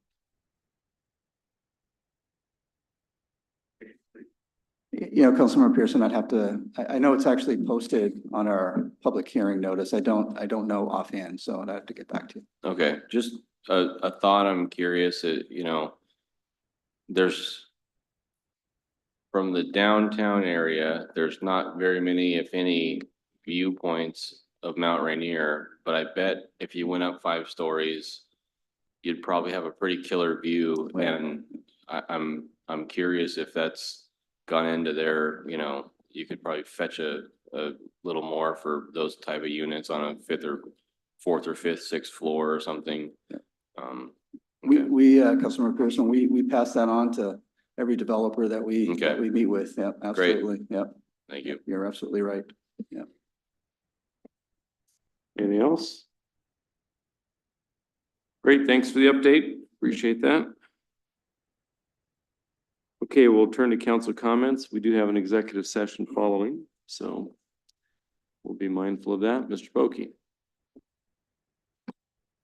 Thank you, Mr. Mayor. Mr. Branstetter and I were on the call for the South Sound Housing Affordability Partners meeting, and interesting presentation from Steve Decker from Family Promise of Pierce County. Much more direct and kind of some new information or information you don't always hear when you're talking with people involved in the homeless arena, and they really work on making sure families get rehoused in some format. And he said some interesting things. And they also they actually had two pie charts, and one had the 10.9% of the people came from Clover Park School District, and other one said 13 or something. I wrote down 10.9, 50% of their folks come from Tacoma, 15.7% from Bethel. A very large decrease in veterans homelessness. He says housing units are available, but the barriers are too high. The income ratio that they want, usually it's 3 to 1, and that's too high. They find it's easier to work with small landlords rather than large landlords. It was an interesting discussion in the kinds of things that he saw out there and how he saw how things were going, that there was units available, but that there's just a number of impediments involved in that. But it was interesting to hear because it was a little bit different than what you'd normally hear.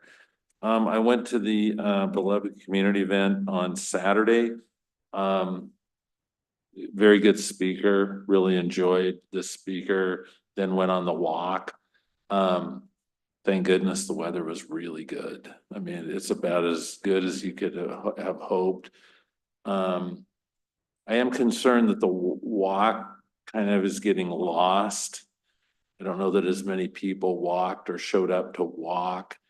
And it sounded like there was some confusion as to what was really going on. I mean, my wife was working the Clover Park booth and people were like, well, what is going on here? What is it? So, if we continue to do the Beloved Community, I'm not sure that the walk is going to be viable, and vice versa. I'm just concerned about that, but it was a lovely day. I enjoyed the walk, and enjoyed the event, and it was a really good speaker, I thought. It was good. And he did a nice job. And but anyway, I think we need to have that discussion with the arts folks about how those two items are gonna mesh. Because I'm not sure that they do. Leave it at that. Good point. Mr. Lauricella. Thank you, Mr. Mayor. I also appreciated the event on Saturday. It was a good turnout. The city put on a good event as always, so thanks for that. I enjoyed the art show tonight here at City Hall. It's really cool stuff. Enjoyed the music as well. It's always great. So thanks to our Arts Commission for doing that. Then on the topics tonight, talking about DEIB, when I reflect on it, I think, how do we actually transform the culture and incentivize the right stuff in the city to really, gather around the people within the city and eventually within our community. So like, instead of just checking a box and doing a one-time exercise, how do we make a meaningful shift that engages everybody? So something to think about. On the Tillicum connector, it could be an opportunity for an Arts Commission mural or a series of them over the next 20 years. You've got a mile-long walking path for people with an opportunity for art that if we don't take advantage of, someone else will. So let's be purposeful about that.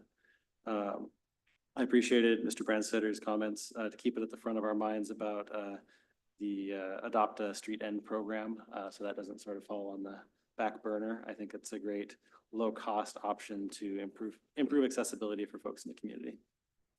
A couple other topics that I brought up via email that we all got in our inboxes around with the sunset of the LHAB board, getting some certificates of appreciation out to the folks who served on that board because they've done some great things for our community. Some of them have been on the board for a long time. So if there's an option for us to get some certificates out to them to appreciate everything they've done, and if we as council could sign those to really express our thanks, that would be great.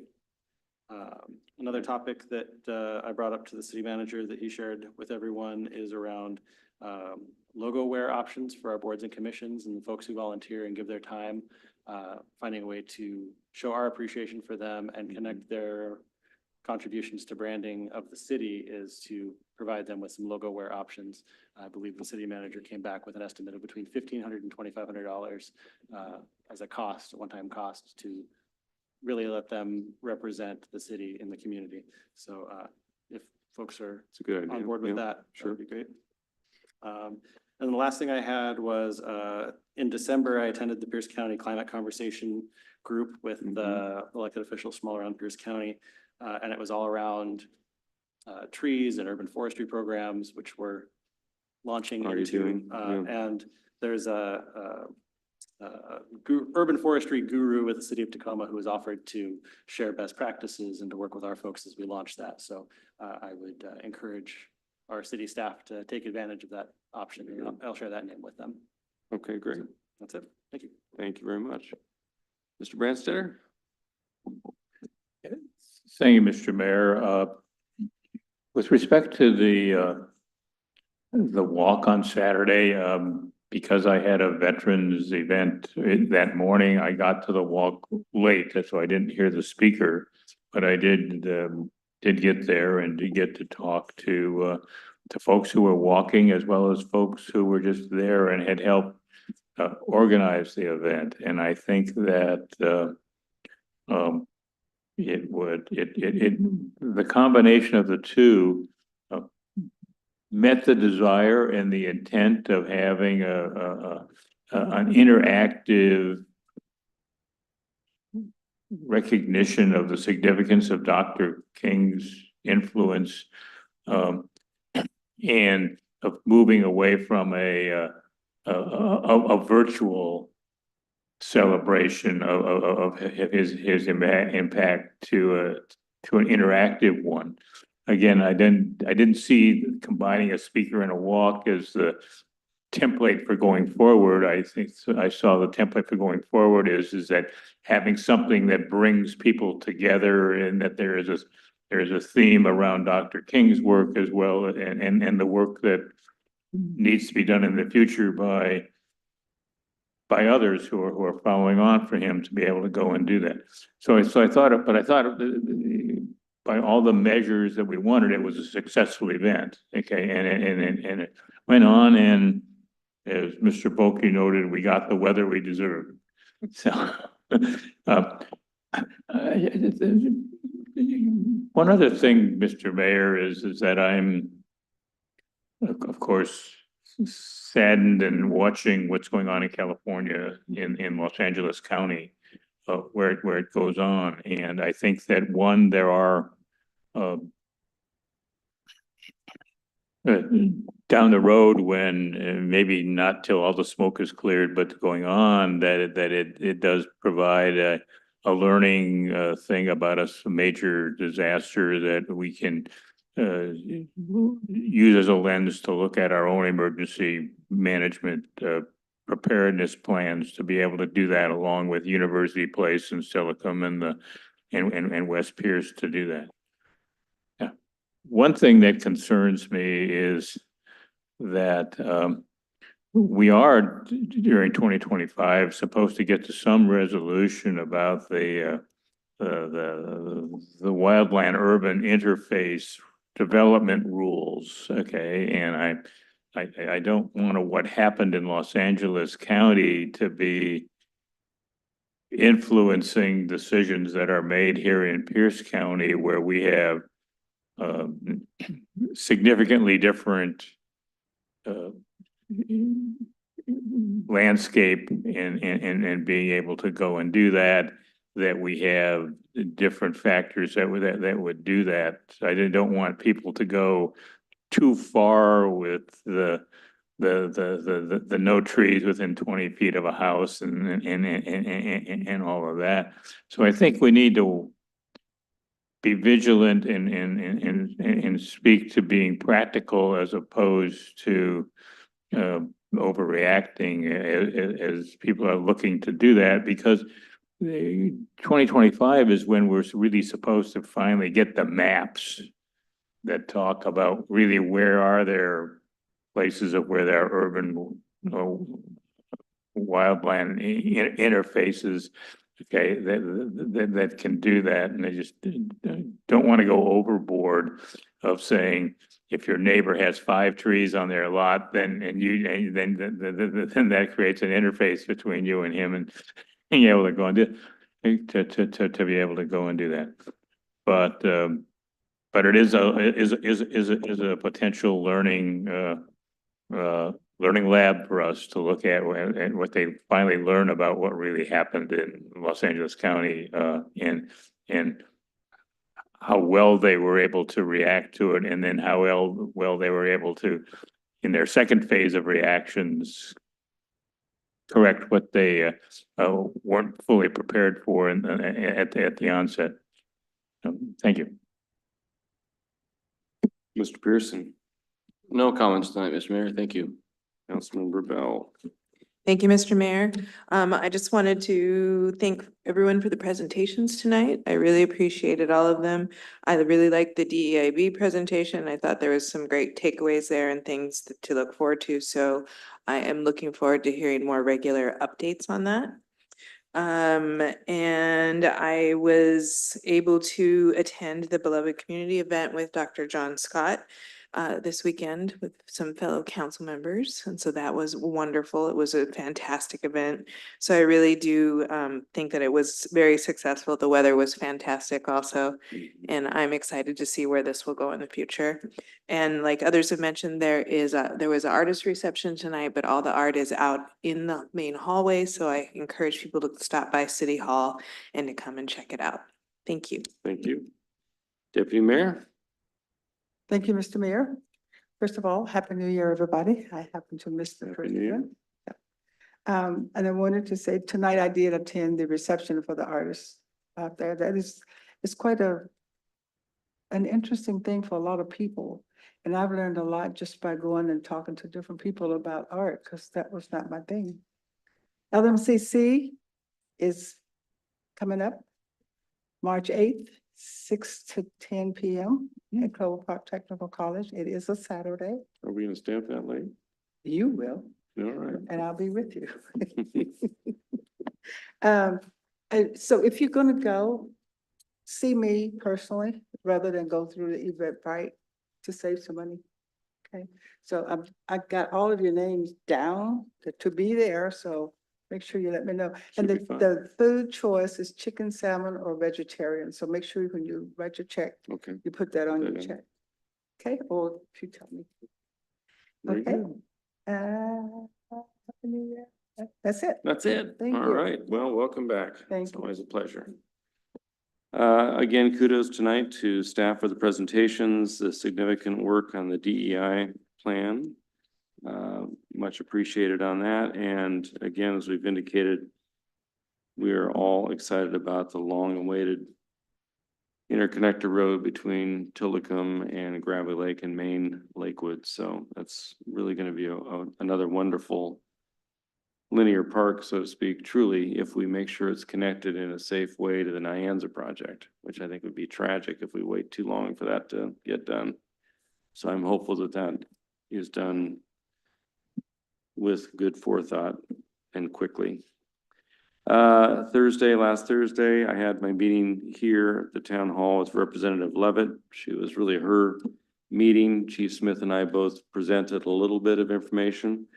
The only really interesting question was one about density, you know, why us, why now, kind of a thing. And I said, well, you're here to speak to the right person who can answer that question. But we did have a little conversation about density mandates from the state and how we are doing the best we can to grapple with them here in Lakewood. MLK event on Saturday, again, well done by staff and the Arts Commission and a lot of the members of the Youth Council, which who were there.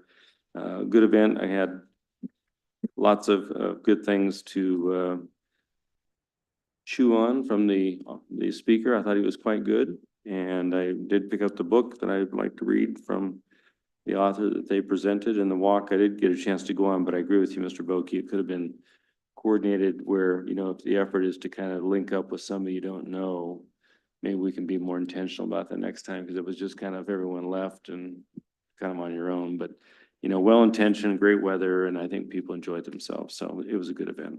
They did that last year. They were Yeah. meeting someone. Exactly, yeah, we had a little intentionality there. Did come to the reception at, City Hall here for the artists, and of course, the music's always wonderful, the people are gracious, and the artist was fantastic, so I really love those events. Important to continue to do those. It would be great to bring more art out here eventually, so we provide some color to, you know, the chambers and the, whatever you want to call that area out there, the antechamber, I don't know, but the area that's blank and devoid of color, I guess that's what I'll call it.